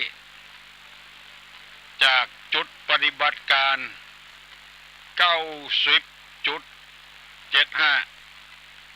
ออกอากาศที่วัดโสพนารามบ้านศาลาหมู่ 3 ตำบลดอนแก้วอำเภอแม่ริมวันนี้ตั้งสถานีวิทยุบนดอยสุเทพเพิ่นกำลังปรับปรุงสถานีวิทยุอยู่เพิ่นของดชั่วคราวจะปรับปรุงให้มันดีขึ้นขอประกาศให้พี่น้อง10 ชาวชาวบ้านที่ฟัง96.0 นั้นจะไม่ได้ยินจะได้ยินเฉพาะที่บางสถานีที่เปิ้นถ่ายทอดเสียงธรรมะเพื่อประชาชนจากตุลุงตะวันท่านทั้งหลายบ่ต้องสงสัยได้นำเอาธรรมะมาประกาศให้ท่านผู้สนใจในศีลในธรรมทั้งหลายได้ฟังเพื่อจะได้เป็นคติเตือนอกเตือนใจปีหู2น้องหู1ธรรมะที่นำมาเสนอนั้นบ่ใจตุลงคิดเอาแต่งเอาแปลงเอาเป็นธรรมะในทางพระพุทธศาสนามีนักหนาป้าป้าน 84,000 พระธรรมขันธ์เวลานี้เพิ่นประกาศธรรมะกันทั่วบ้านทั่วเมืองเพื่อให้คนเฮาได้มุ่งแสวงหาธรรมได้ประดับจิตประดับใจเพื่อได้เป็นคนที่สำนึกในบาปในบุญในคุณในโทษอันใดควรทำอันใดบ่ควรทำเพื่อจะได้สำนึกอยู่ตลอดเวลาถ้าบ่มีไผเตือนบ่มีไผนำเอาออกมาแสดงเฮาอาจจะได้รับข้อมูลที่บ่ดีเมื่อได้รับข้อมูลที่บ่ดีแล้วก็เป็นเหตุที่คนเฮาอยู่กับสังคมบ่มีความสุขเมื่อตะวานี้มีโยมคนหนึ่งมาติดต่อกับไปมาว่าเปิ้นรับเอาคนต่างศาสนาเข้ามาทำงานช่วยคนหนึ่งวันนั้นเป็นวันพระเปิ้นจวนคนต่างศาสนานะซึ่งไม่ใช่ศาสนาพุทธนะเอารถมาส่งเปิ้นมาวัดเพื่อจะได้มาทำบุญปรากฏว่าคนต่างศาสนาคนนั้นไม่ยอมมาใจอย่างอื่นนี่ไปหมดแต่ใจมาวัดนี่ไม่ยอมมาก็คนที่มาติดต่อตุลุงก็เลยถามว่าเป็นเจ้าใดบ่มาเปิ้นว่าเปิ้นบ่นับถือศาสนาพุทธนอกจากบ่นับถือศาสนาแล้วยังบ่ยอมเข้าวัดเข้าวาแถมเหมือนกับเป็นเสือเป็นสิงเป็นกระทิงเป็นงูเลี้ยวเกี้ยวก่อนจะคบจะตอดเพราะเหตุว่าได้รับข้อมูลที่บ่ดีจงเกลียดจงชังกันทำให้คนนั้นอยู่กับเปิ้นได้แล้วก็เปิ้นอยู่กับตัวบ่ได้เพราะเหตุว่าไปได้รับข้อมูลที่ผิดตุลุงจึงนำมาเสนอกูเจ้าให้ท่านทั้งหลายฟังเพื่อจะได้รับข้อมูลที่ถูกต้องการอยู่การกินกับกันจะมีความสบายมีความสุขบานหวานใจได้นำเอาธรรมเกี่ยวกับจริยธรรมสำหรับพ่อบ้านแม่บ้านคือพ่อเฮือนแม่เฮือนคนที่อยู่ครองคฤหัสถ์มาเสนอให้พี่น้องทั้งหลายฟังตึงมวลมดกันมี10 ข้อได้อธิบายไปแล้ว2 ข้อข้อ1ว่าอยู่บ้านเปิ้นอย่าไปนำเอาไฟออกแล้วอย่าไปนำเอาไฟนอกเข้าคือเรื่องที่บดีภายในบ้านบอกว่าปัจจัยไม่ยิง อยู่กับพ่อเมียแม่เมียอยู่กับพ่อผัวแม่ผัวไผเป็นเชื้อใดมีลักษณะใดอย่าไปนำเอาไปออกข้างนอกเพราะเป็นการเผยข้อมูลที่บดีบดักคือเปิ้นได้ฮู้ไฟนอกอันตี้บดีบ่มีสาระมีประโยชน์บ่นำเข้านำเอาแต่ของที่ดีนำเข้ามาได้2 ข้อวันนี้จะนำเอาข้อที่3มาเล่าให้ท่านสาธุชนคนดีทั้งหลายได้ฟังแถมมีใจความว่ารู้จักตอบแทนแก่ผู้ที่เคยให้หรือรู้จักให้คือหมายความว่ามีการฮื้อกันสมมติว่าปจายไปแอวไปอยู่กับบ้านแม่หญิงมาอยู่บ้านปจายจะต้องมีการเอื้อเฟื้อเผื่อแผ่ในวงศาคณาญาติตั้งแต่พ่อเมียแม่เมียหรือพ่อผัวแม่ผัวอ้ายของผัวปี้ของผัวอ้ายของเมียน้องของเมียตลอดถึงวงศาคณาญาติอันนี้เปิ้นฮ้องว่ารู้จักตอบแทนแก่ผู้ที่เคยให้หรือรู้จักให้รู้จักฮื้อการฮื้อนั้นบ่ใช่ว่าขนทรัพย์สมบัติของตัวฮื้อความคุ้นเคยฮื้อช่วยการช่วยงานในเวลาเปิ้นมีการมีงานเปิ้นจะได้รู้ว่าอันนี้เป็นผัวของไผอันนี้เป็นเมียของไผมาทำตัวเป็นเจ้าเป็นนายสภาวะเช่นนี้เกิดขึ้นในสมัยโบราณเปิ้นเอื้อเฟื้อเผื่อแผ่ซึ่งกันและกันรู้จักกันไปกันมามีหลายรายเคยได้ยินเปิ้นเล่าฮื้อตุรุงฟังบางทีไปได้ผัวที่อื่นเปิ้นมีการมีงานทางบ้านเปิ้นไปบอกฮื้อมา1 เก่าบางทีก็บอกเข้าบ้านสักคำมีธุระจะไปที่อื่นเอาซองยื่นฮื้อเปิ้นบางทีก็มา1 เก่าบ้านพ่อผัวแม่ผัวบ้านพ่อเมียแม่เมียมานอนบ้านบ่ฮื้อความอบอุ่นกับครอบครัวนั้นพากันไปนอนโรงแรมเหียเวลาเกิดขึ้นนั้นใหม่ก็ลุกจากโรงแรมมาให้กำความติดต่อความคุ้นเคยมันบ่มีเอาเงินเอาทองเป็นใหญ่เป็นโตอันนี้เปิ้นบอกว่าคนเฮาต้องช่วยการช่วยงานกันการช่วยการช่วยงานนี่ก็เรียกว่าการให้ของกินกองใจอันนี้เอื้อเฟื้อเผื่อแผ่ซึ่งกันและกันรู้จักเปิ้นทำไอ้หยังเฮาไว้จำไว้แล้วถ้ามีโอกาสจะได้ตอบแทนเปิ้นช่วยเปิ้นเฮาได้รับความอุปการะช่วยเหลือหยังก็จะได้ช่วยเหลืออันนั้นอันนี้เปิ้นสอนให้ชุมชนสังคมในหมู่บ้านได้ช่วยเหลือกันซึ่งกันและกันเวลานี้ในภาคเหนือของเฮานี่ยังมีอยู่ช่วยกันไปช่วยกันมายังมีความเป็นพี่เป็นน้องเอื้อเฟื้อเผื่อแผ่ซึ่งกันและกันอยู่มีการมีงานจำเป็นได้หยุดได้ยังถ้าเฮาไปที่อื่นเอาง่ายๆอย่างไปทางกรุงเทพกรุงธานีมันจะบ่มีบ่มีการการปันการช่วยกันสมมติว่ามีตายเป็นเมนเน่าเอาไปไว้วัดดอกที่ประดับประดาก็ต้องไปจ้างคนอื่นมาเหมาตลอดงานเต้าใดเอาเงินเปิ้นไป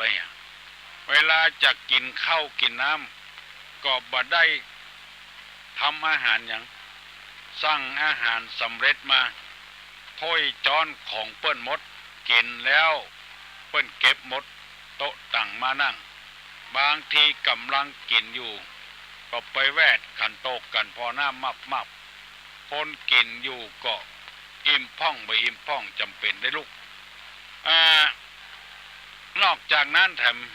เกือบบ่ได้ทำมาอย่างสักอย่างพี่น้องที่ไปช่วยการช่วยงานตลอดถึงเจ้าภาพ การถวายทำบุญให้แก่ตัวเจ้าก็มอบให้ทางวัดจัดการเจ้าภาพบ่ได้อย่างสักอย่างมีกระเป๋าให้แกนเตียวไปเตียวมาแนรับซองอันนี้มันบักกินอกบักกินใจเหมือนกับเจ้าบ้านเฮาที่เพิ่นจะมาช่วยกันมีแต่เดิมแต่เถิมมาแล้วเพราะว่าเจ้าบ้านเฮาได้รับข้อมูลจากอย่างที่ตุลุงว่าเนี่ยรู้จักตอบแทนแก่ผู้ที่เคยให้หรือรู้จักให้เพิ่นมีการมีงานอย่างบอกว่าขึ้นหอใหม่เฮือนใหม่บวชกาเป็กกามียับเพียเทียนกามิดน้อยอย่าอันกาตองเหียแลบกาเก็บดอกได้ดอกอย่างตำบ้านตำจองไปช่วยเพิ่นได้พระสุมจุ่มนมกันได้ปรึกษาหารือได้ช่วยกันอาหารการกินก็ช่วยกันตัดต้นกล้วยมาโบะฟักแกงสู้จู้กันตำน้ำพริกช่วยกันกินข้าวอิ่มแล้วช่วยกันล้างถ้วยล้างจานกรรมนี้เป็นกรรมของท่านันใจเศรษฐีบอกนางวิสาขาลูกสาวของเปิ้นถ้าไปอยู่บ้านพ่อผัวแม่ผัวทำอย่างอี้ตอบแทนบุญช่วยพ่อผัวแม่ผัวตัวลงไปหันเสื้อหนึ่งไม่ออกก็บอกชื่อว่าจะใดบ้านใดก็บอกมันมีแตะเปิ้นมาขายปีตานซื้อปีตานไว้แล้วไปกาดไปซื้อไก่เอาปีตานกับไก่เนี่ยไปฝากพ่อผัวแม่ผัวทำบ้านคำจองในลูกสะใภ้นะอันเนี้ยหิมากาขึ้นหูจักตอบแทนบุญคุณบ่ใจว่าพ่อตัวแม่ตัวอย่างเดียวพ่อผัวแม่ผัวมาบ้านมาจองกาบ่มากาปะฝักไม้ใช้เครืออันใดที่พ่อผัวแม่ผัวชอบบ้านเฮาวัดที่มักก็เอาไปส่งให้เปิ้นซื้อไปส่งให้เปิ้นแล้วครอบครัวนั้นอยู่เย็นเป็นสุขมีความสุขบานหวานใจพี่น้องทั้งหลายไผเคยเนี่ยเจออีพ่องคนใดเนี่ยเจออีได้ในตู้ลุงขอตบมือให้เกียรติเป็นอย่างมากเข้าอยู่ในข้อธรรมข้อเนี้ยจริยธรรมพ่อบ้านแม่บ้านพ่อใจก็เหมือนกันพ่อแม่เมียมีการมีงานอย่างไปช่วยไปเติมพ่อกอยจะบวชน้องกามีปอยมีลามกาบวชน้องเมียกาหรือว่าแปลงห่อย่อเฮือนกันเพิ่นไปช่วยกันสละการสละงานตัวสักวัน2 วันมาเดียวมันบ้านเฮาเมืองเฮามันจะบ่มีเป็นอย่างอี้ไปเห็นแล้วแถมกรรมหนึ่งมีพยาบาลถามตุ้ลุงว่าป้อออกไม่ออกมันหมายความว่าจะใดก็กรรมนี้มันจะหายไปตุ้ลุงก็โค้นมาให้ท่านทั้งหลายได้ฟังว่าป้อออกไม่ออกคำว่าป้อออกแม่ออกนี่คนแต่ก่อนเปิ้นว่าคนใดมีลูกก็จ่ายไปอยู่วัดจะบวชแต่ว่าพ่อแม่อับจนจะแต่งลูกแก้วแห่ลูกแก้วขึ้นกึดปอยกึดลำมาสามารถกึดได้มีคนใดคนหนึ่งมาขอเป็นเจ้าภาพรับเป็นพ่อออกแม่ออกขึ้นนำเอาลูกของคนที่ยากจนนั้นไปบวชเป็นเจ้าภาพอันนี้เป็นของว่าพ่อออกแม่ออกเพราะฉะนั้นคำว่าป้อออกไม่ออกที่ตุลุงนำมากล่าวนั้นหมายความว่าผู้ฟังผู้คนบอกว่าหนุ่มบอกว่าแก่พอใจไม่ยิงเป็นป้อออกไม่ออกของตุลุงเป็นคนที่คล้ายๆกับบวชตุลุงเป็กตุลุงมาอุปการะซึ่งกันและกันช่วยเหลือกันอย่างอี้เขาห้องก็ป้อออกไม่ออกเป็นต้นลูกที่เป็นป้อออกไม่ออกเป็นบวชเป็นห่อลูกแก้วถ้าว่าเป็นตู้เจ้าอยู่ก็ขึ้นก็ลงบ้านป้อออกแม่ออกถือว่าเป็นพ่อเป็นแม่ของตัวบางทีอยู่บ่ได้เหมือนศึกหาลาเพศออกไปเนี่ยเปิ้นมาเนี่ยนาให้ป้อออกไม่ออกกิน3 ปีก่อนครอบครัว2 ครอบครัวระวังพ่อแม่ ของเน้นก็ดีของทุเจ้าก็ดีว่าออกไม่ออกก็ดีเลยเป็นครอบครัวเดียวกันเป็นพี่เป็นน้องกันไปเป็นญาติกันไปมีการมีงานอย่างมาช่วยเหลือกันมีบ่ฟักเอาบ่ฟักมามีบ่เป้าเอาบ่เป้ามาโบะบ่เป้าผ้าบ่เป้าช่วยกันเป็นครอบเป็นครัวมีความอบอุ่นมากในสมัยตะก่อนนำมาเล่าให้พี่ให้น้องทั้งหลายฟังว่าบัดเดี๋ยวนี้จะมีก็ไม่ยิงคนใดพ้องที่กึดหาพ่อผัวแม่ผัวมีพ่อจายคนใดพ้องที่กึดหาพ่อเมียแม่เมียมันเกือบจะมีบ่มีแล้วเกือบจะหมดแล้ว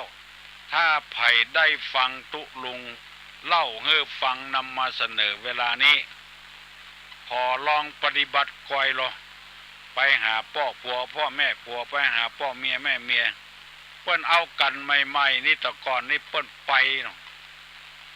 เอาของกินของว่าอาหารการกินข้าวตอกดอกไม้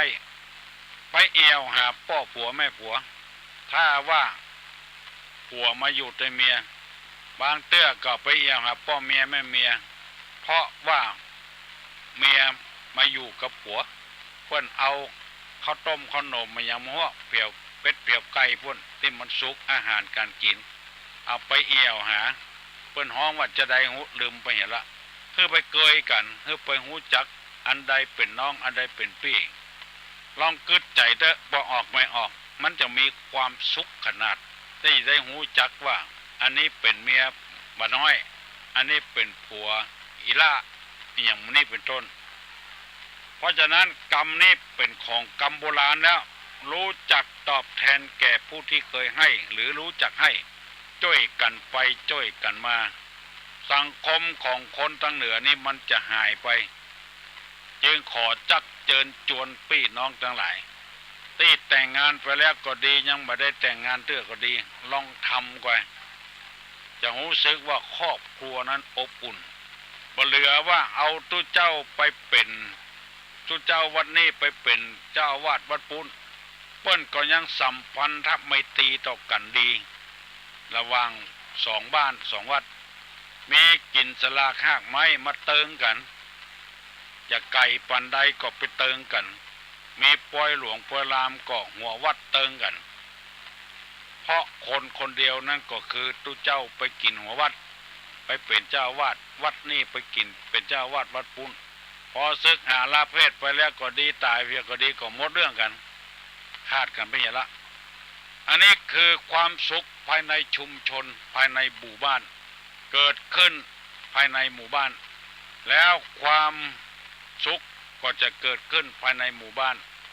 เพราะคนคนเดียวเป็นทำสัมพันธไมตรีต่อระหว่างพ่อผัวแม่ผัวพ่อเมียแม่เมียให้เป็นผู้เป็นเกมกันแล้วเพิ่นจังห้องกันเป็นป้ออยู่สมมติว่าอีล่าไปเอามาให้ป้ออีล่าจะไปห้องป้อมาให้ว่าป้อแม่ก็จะห้องว่าอีแม่เพิ่นห้องกันอย่างนั้นห้องลูกชายว่าห้องป้อของลูกชายว่าอีป้อห้องป้อของลูกยิงว่าอีป้อห้องเป็นป้อเป็นแม่กันแทนลูกมันเข้ากันดีสัมพันธไมตรีกันดีกึดหาห้อมเก่าห้อมหลังที่เป็นมาอย่างนั้นตุลุงยังตันหูตันหันอยู่ประเดี๋ยวนี้ห้องอย่างไอห้องเยอะเชื้อใดก็ห้องเชื้ออันเคยห้องกันไอก็ไอห้องกันคุณก็คุณบ่เป็นป้อเป็นแม่ไปเห็นละมีไออย่างก็บ่ใครช่วยกันละตายเป็นแม่เน่าก็ดีขึ้นหอใหม่เงินใหม่ก็ดีมีการมีงานบ่ใครช่วยกันละความสัมพันธไมตรีความผูกพันกันทางญาติก็ค่อยหายไปแต่ว่าทางบ้านนอกบ้านนาของเฮายังมีอยู่ทางในหัวในเวียงใกล้ความเจริญแต่สมัยเคยเป็นเพื่อนเป็นฝูงแล้วลูกไปได้กันก็ยานไออย่างเก่าอย่างเดิมนะบ่มีการป้อกันแม่ละมันม่วนในสมัยโบราณเพราะฉะนั้นคุณธรรมจริยธรรมของผู้ที่เป็นพ่อบ้านแม่บ้านไปไหนอย่าไปนำออกไปนอกอย่าไปนำเข้าหูจักตอบแทนแก่ผู้ที่เคยฮื้อหรือหูจักฮื้อช่วยเหลือกันไปช่วยเหลือกันมาพลิก อย่างก็เพิ่นว่ากินมาป่าไปเพื่อเผื่อแผ่ซึ่งกันและกัน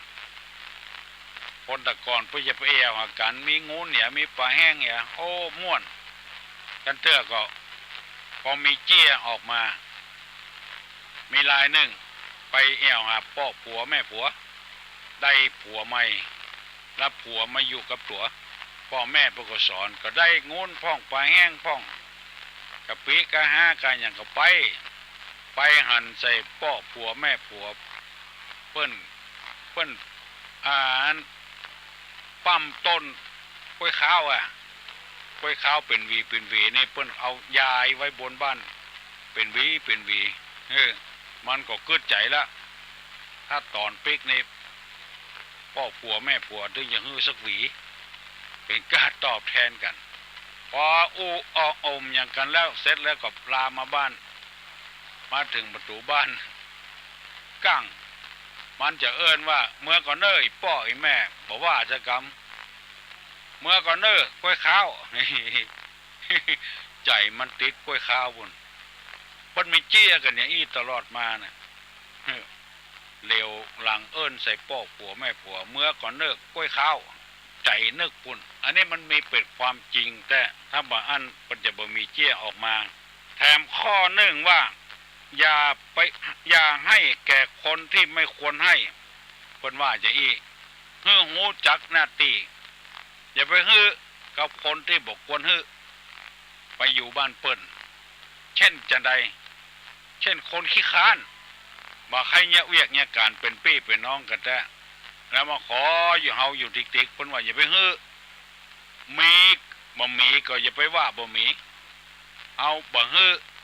เพราะว่าต้องถามหมอนั้นหมอนี่ก่อนต้องอ้างหมอนั้นหมอนี่ก่อนเอาจะไปฮื้อคนเดียวบ่ได้เพราะมันขี้ค้านคนที่เอาไปแล้วบอกคืนมาก็จะไปฮื้อมันแถมเป็นพ่อผัวแม่ผัวพ่อเมียแม่เมียเป็นพี่อ้ายผัวอ้ายเมียก็จ้างจะไปฮื้อมันแถมซ้ำมันจะทำฮื้อคนเอาขี้ค้านต่อไปแถมนักหนาป้าป้านมันย่ามตัวตัวมันเคยได้แล้วก็มาละ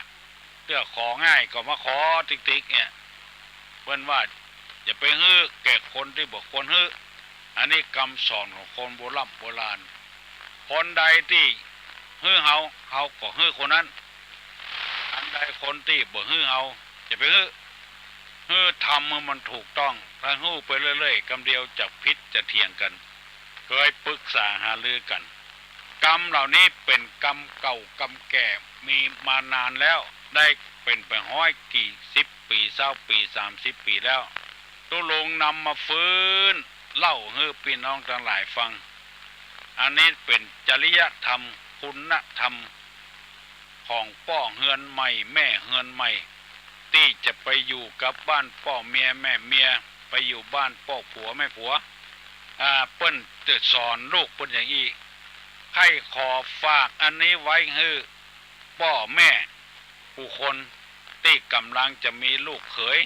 กำลังที่จะมีลูกสะใภ้ลูกเอาไปอยู่กับเปิ้นเป็นลูกเขยของเปิ้นบ้านเอาลูกชายลูกเอาไปอยู่บ้านเปิ้นบ้านผัวก็เรียกลูกสะใภ้หรือลูกหญิงถ้าก่อนที่จะไปอยู่กับเปิ้นนะช่วยกันสอนละอ่อนยักละอ่อนจะได้จดได้จำไว้แล้วก็ขอฝากกับละอ่อนที่จะมีผัวใหม่เมียใหม่ไปอยู่บ้านเปิ้นพ่อจายจะไปอยู่บ้านแม่ยิงจะไปอยู่บ้านพ่อจายอันนี้เป็นคุณธรรมที่จริยธรรมที่ใจมาได้เหมือนแล้วได้ประโยชน์โดยบัดนี้อันนี้เปิ้นถึงบ่ฮู้จักกันแถมซ้ำลูกสะใภ้มาอยู่บ่ฮู้จักพ่อจักแม่ลูกหญิงลูกเขยมาอยู่บ่ฮู้จักพ่อจักแม่ของลูกชายลูกสะเขยอยู่ที่ไหนเป็นคนเชื้อใดบ่ฮู้ให้ได้กันเอาไปเลยแล้วอันอย่างจะเกิดขึ้นคือปัญหาเกิดขึ้นมาแล้วเกิดละอ่อนละกันแล้วลูกอยู่กับไผจำเป็นแม่เฒ่าพ่อเฒ่าได้เลี้ยงลูกผัวมันละอีน้อยไปเห็นแล้วเมียมันละบ่อ้ายไปเห็นแล้ว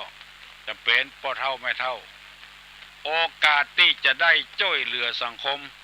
เข้าวัดเข้าวาพ่องมีการมีงานกับวัดกับวามันได้ไปแล้วนั่งเฝ้าหลานอยู่นั่นแล้ว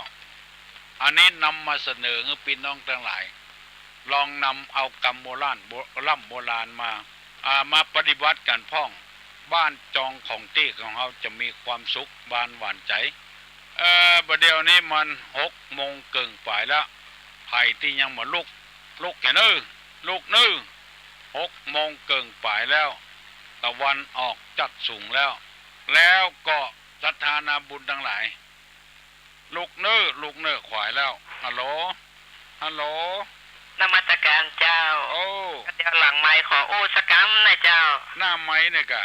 หน้าไม้มันจะดีว่ะมันจะดีว่ะก็เอาป้าว่ากะอันนี้นะค่อยปรึกษาตัวอาหน่อยตัวอาเจ้าเจริญพรเนอออกความคิดได้จ้าดดีเสนอมาเถอะมีสมุดอวยพรและมีพระบรมฉายาลักษณ์ของพระเจ้าแผ่นดินขออวยพรให้พระเจ้าแผ่นดินทรงหายจากการเจ็บการป่วยมีคนดีในบ้านในจองความจริงที่บ้านศาลานี้ผู้ใหญ่บ้านกู้คนที่เป็นมาแล้วได้ทำกันกูปีมาแล้วแม่ดีเด่นหลายปีมาแล้วปีนี้ทางวัดจะได้จัดในนามของเจ้าหน้าอำเภอฮัลโหลเอาพร้อมกันทั้งสองอันองค์ก็ได้เนาะตัวเจ้าเริ่มตั้งแต่สินหน้าเนาะเจ้ามีอันเป็น2 พระองค์เนาะเอาพร้อมๆกันเนาะเจ้าคนจะได้ไปวัดหลายๆคนแล้วจะได้ว่าไปแม่ริมมาได้เนาะไปที่วัดที่ก็ได้เนาะเจ้าที่วัดก็ได้เจ้ามันจะได้เสร็จแล้วเราก็ได้เอาไปรวมที่อำเภอเนาะเจ้าเอาไปรวมกันเจ้าจะ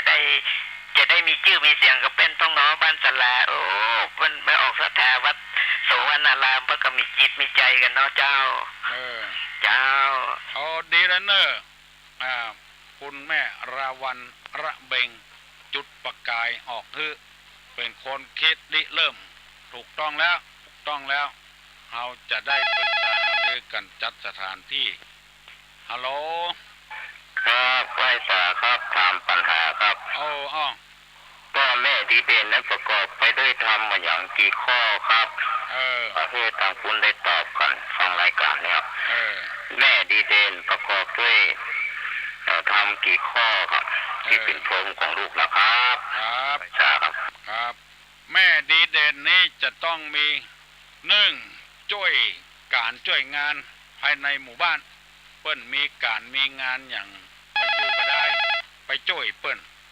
ฮัลโหลได้อยู่ระหว่างการแก้ไขค่ะที่ไหน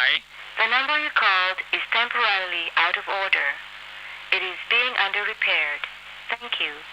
Yes sir โอ้มีเปรียบฝรั่งมั่งค่าพุ่นเนอมาธรรมดาเนอโอ้ขอบคุณนักเช่งคิวหลายที่ประกาศมาว่าอยู่กำลังอยู่ในข่ายปรับปรุงแก้ไขเครื่องส่งของเบิ้ลแล้วเป็นภาษาอังกฤษตัวใครแปลได้แปลมาให้ตุลุงฟังหรอเป็นคนที่ช่วยเหลือเจ้าบ้านเจ้าจองไปอยู่บ่ได้ละช่วยเหลือสังคมตัว2เป็นแม่ที่ฝึกหัดดัดนิสัยลูกเต้ามีกี่คนก็ฮักเสมอต้นเสมอปลายกันหมดอบรมสั่งสอนลูกได้ดีช่วยเหลือเจ้าบ้านเจ้าจองช่วยเหลือสังคมข้อที่3นั้นความประพฤติของแม่ก็เป็นคนประพฤติดีถ้าว่ากินเหล้าอย่าพ่องเล่นพายอย่าพ่องอันนี้เปิ้นก็อย่าไปพิจารณาฮัลโหล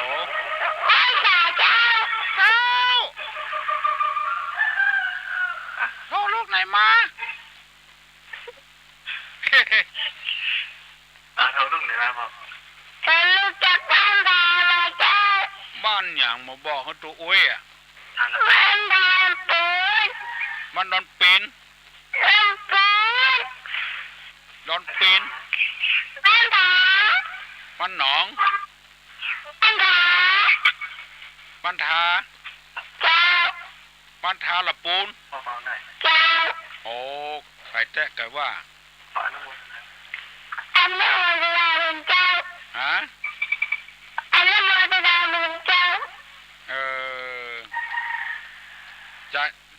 ามอย่างตู้อุ้ยรักษาสุขภาพขอตู้อุ้ยรักษาสุขภาพเป็นห่วงตู้อุ้ยล่ะยินดีนะลูกเนอะน้องเข้าโรงเรียนได้ยังเข้าแล้วยังบอกยัง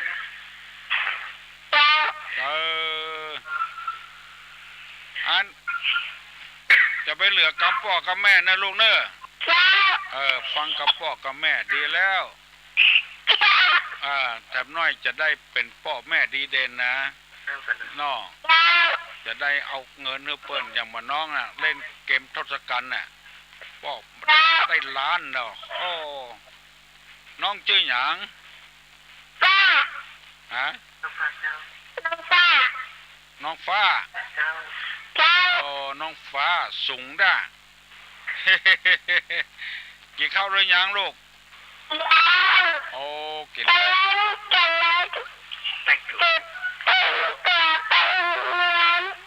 เจ้า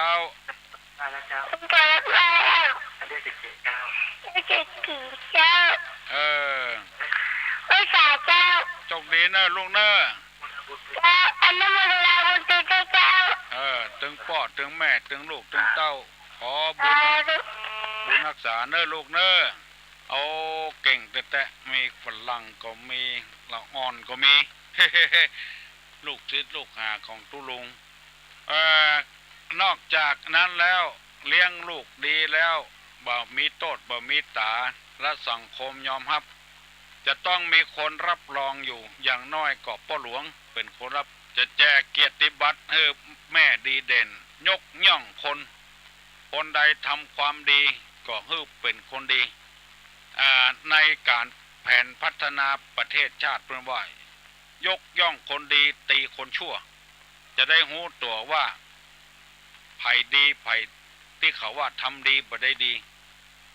ตู้ลุงได้ยินมาเมินแล้วทำดีบ่ได้ดีตู้ลุงปีนี้จะยกย่องคนทำดีให้ได้ดีโดยที่ว่าตู้ลุงบอกว่าไผ่เป็นคนทำดีพ่องมันหลายบ้านหลายจองจะทำในฐานะที่เป็นเจ้าคณะอำเภอจะยกย่องแม่ดีเด่นทุกหมู่บ้านในอำเภอแม่เหล็มนี่มี90 กว่าหมู่บ้านแล้วตั้งองค์การบริหารส่วนตำบลอบต.เพิ่นก็ช่วยเหลือในการพิมพ์เกียรติบัตรพ่องออกหนังสือพ่องเขาจะช่วยกันเขาจะร่วมมือกันเขาบ่แตกบ่แยกกันเขาบ่มองคนในแง่ร้ายมองคนในแง่ดีตลอดเวลาฮัลโหลครับไว้จะถามปัญหาครับเมื่อพระนางสุริมหาวิทยาสวรรคตแล้วคือตายไปแล้วเจ้าชายสิทธัตถะได้ทรงแต่งงานใหม่กับไผ่ชื่อหยังมีโอรสธิดากี่คนครับแต่งงานกับไผ่ชื่อหยังครับขอทางผู้ฟังได้ช่วยตอบครับไว้ครับคนถามผิดไปแล้วพระเจ้าชายสิทธัตถะโลถามว่าเมื่อพระนางสิริมหายาดำรงคตไปแล้วต้องพระเจ้าสุดโหทนะเอาไผ่มาแต่งงานโดยพระเจ้าชายสิทธัตถะถามผิดเนอะตุลุงบัดตอบเนอะข้อนี้นะเพราะว่าเจ้าชายสิทธัตถะมีโอรสองค์เดียวฮัลโหลไม่สาเจ้าขอตอบถึงตอบข้อที่ปัญหามาข้อแรกที่ปัญหาเนาะก็ทำบ้างข้อไหนที่ทำพ่อแม่เลี้ยงลูกได้ดีน่ะไม่หานปีต่อเมตตากรุณามุทิตาและอุเบกขาผมไม่หานสี่เจ้าแล้วข้อที่ปัญหาเมื่อกี้นี่คือเนาะเปิ้นถามว่าเจ้าชายสิทธัตถะแต่งงานกับไผ่เปิ้นว่าอันมันไม่ใช่เจ้าชายสิทธัตถะเนาะเมื่อพระนางมหามายาสิ้นสุดไปนี่คือเอาพระนางประชาบดีโคตมีเจ้ามาเลี้ยงพระเจ้าชายสิทธัตถะซึ่งเป็นโอรสเจ้า ถูกต้องนะเจ้าตะลุง ถูกต้องแล้วครับ เจ้า เปิ้นว่าเจ้าชายสิทธัตถะแต่งงานกับใครเอาว่ามันมามีแล้วเจ้าชายสิทธัตถะมีกับพระนางยโสธราคนเดียวเป็นว่าเปิ้นถามว่าพระเจ้าสุโธทนะอภิเษกสมรสกับใครฮัลโหลครับก็ถามที่ถูกต้องครับพระเจ้าสุโธทนะครับแล้วก็ถามว่าพระเจ้าสุโธทนะได้ทรงแต่งงานใหม่กับไผ่ต่อไปแล้วก็มีโอรสชื่ออย่างครับเอาไปตอบได้ตอบเนอะปัจจัยเจ้าชายสิทธัตถะแต่งงานใหม่คือพระเจ้าสุโธทนะสนะอภิเษกสมรสกับใครแล้วมีพระราชโอรสพระธิดาพระโอรสแถมกองแล้วมีชื่อว่าอย่างพ้องฮัลโหลไว้สาครับตุลุงเจริญพรทุกเจ้ากับคนครับอันนี้จากจังหวัดน่านครับตุลุงครับได้ยินบ่ครับผมจังหวัดน่านทายทอดเนอะบ่มีปัญหาครับมีปัญหาแล้วฮัลโหลได้ยินแล้วอันสบายดีกว่าครับตุลุงครับดีมากออกอากาศได้สบายครับวันนี้ถ่ายทอดอยู่บ่อย่างก็ครับ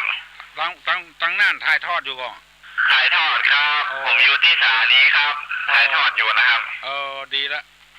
ครับยินดีเนอะครับเป็นทุกเจ้าเนาะ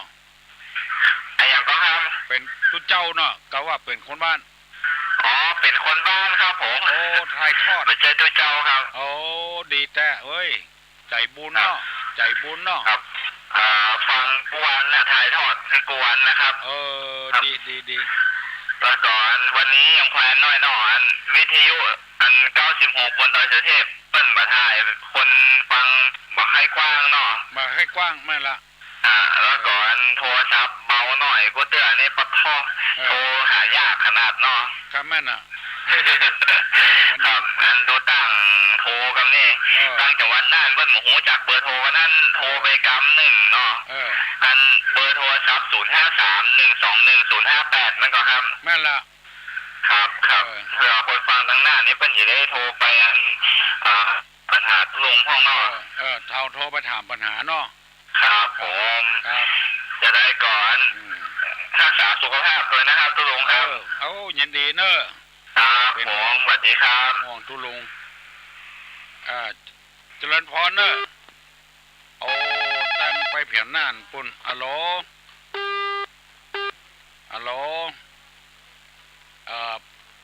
รุดไปเหี้ยแล้ว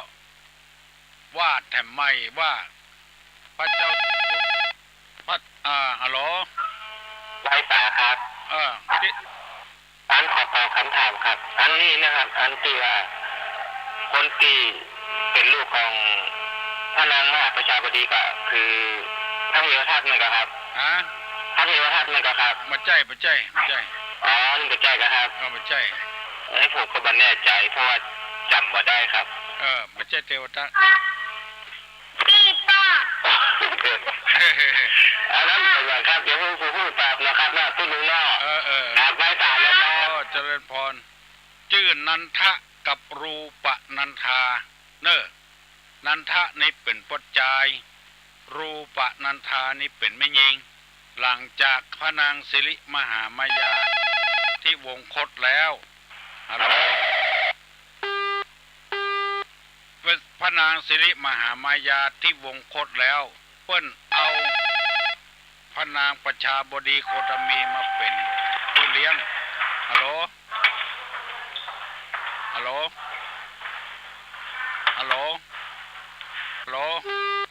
เปิ้นเอาประชาบดีโคตมีน้องของพระนางสิริมหามายามาเลี้ยงเจ้าชายสิทธัตถะแล้วเอาไปเอามาในที่สุดมาก็ได้นางประชาบดีโคตมีมาเป็นพระนางของพระพุทธเจ้าเนี่ยมาเป็นมเหสีแทนเป็นคนที่สอง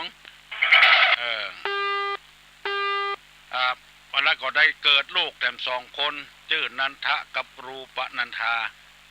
ถ้าจำไว้เนอะบอกออกไม่ออกคนผู้ฟังทั้งหลายเขาเป็นชาวพุทธฮัลโหลครับ พ่อจะถามปัญหาครับ36 เดือนนี่เป็นชื่อต้นไม้อะไรอย่างหรือว่าหน่วยไม้อะไรอย่างครับ36 เดือนเป็นชื่อต้นไม้อย่างหรือว่าหน่วยไม้อย่างครับ36 เดือนครับอันนี้ปัจจัยธรรมะเอกาเป็นปัญหาอย่างอื่น36 เดือนเป็นชื่อของต้นไม้อะไรอย่างไปตอบได้ตอบมาเนอะหลังจากที่นางสิริมหามายาที่วงคตแล้วพระเจ้าสุโธทนะเอาพระนางประชาบดีโคตมีมาเลี้ยงพระพุทธเจ้าเลี้ยงเจ้าชายสิทธัตถะและก็ต่อมาในที่สุดมากับพระเจ้าสุโธทนะก็เลยแต่งงานกับพระนางประชาบดีโคตมีเป็นน้องเมียแล้วเกิดลูก2 คนชื่อนันทะกับรูปนันทามันเจี้ยมันมีตั้งแต่หั่นเป็นต้นมาชาวพุทธของเรามันเมาน้องเมียนะจังไปเมาน้องเมียตุลุงจะอู้แจ้งฟังเนอะฟังโทรมาเด้อเนอะนั่นก็เมียมันตายมันเมาเมียน้องเมียมันละเมียมันตายให้บัดดักสักเตื้อให้อยู่ให้ติดแล้วเนี่ยฮัลโหลเป็นเจ้าใดดักวิ่งฮัลโหลแล้วนะฮัลโหลตุลุงได้ยินก็ฮัลโหล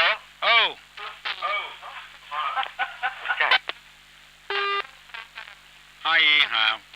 เมียมันให้จำดักมันก็บ่ดักให้อยู่ฮะนะ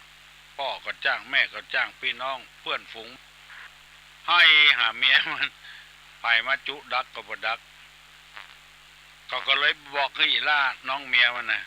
อีล่ามึงยังไปจุพี่ชายมึงให้ไปดักให้พ่อน้องเมียมันก็หูร้ายละ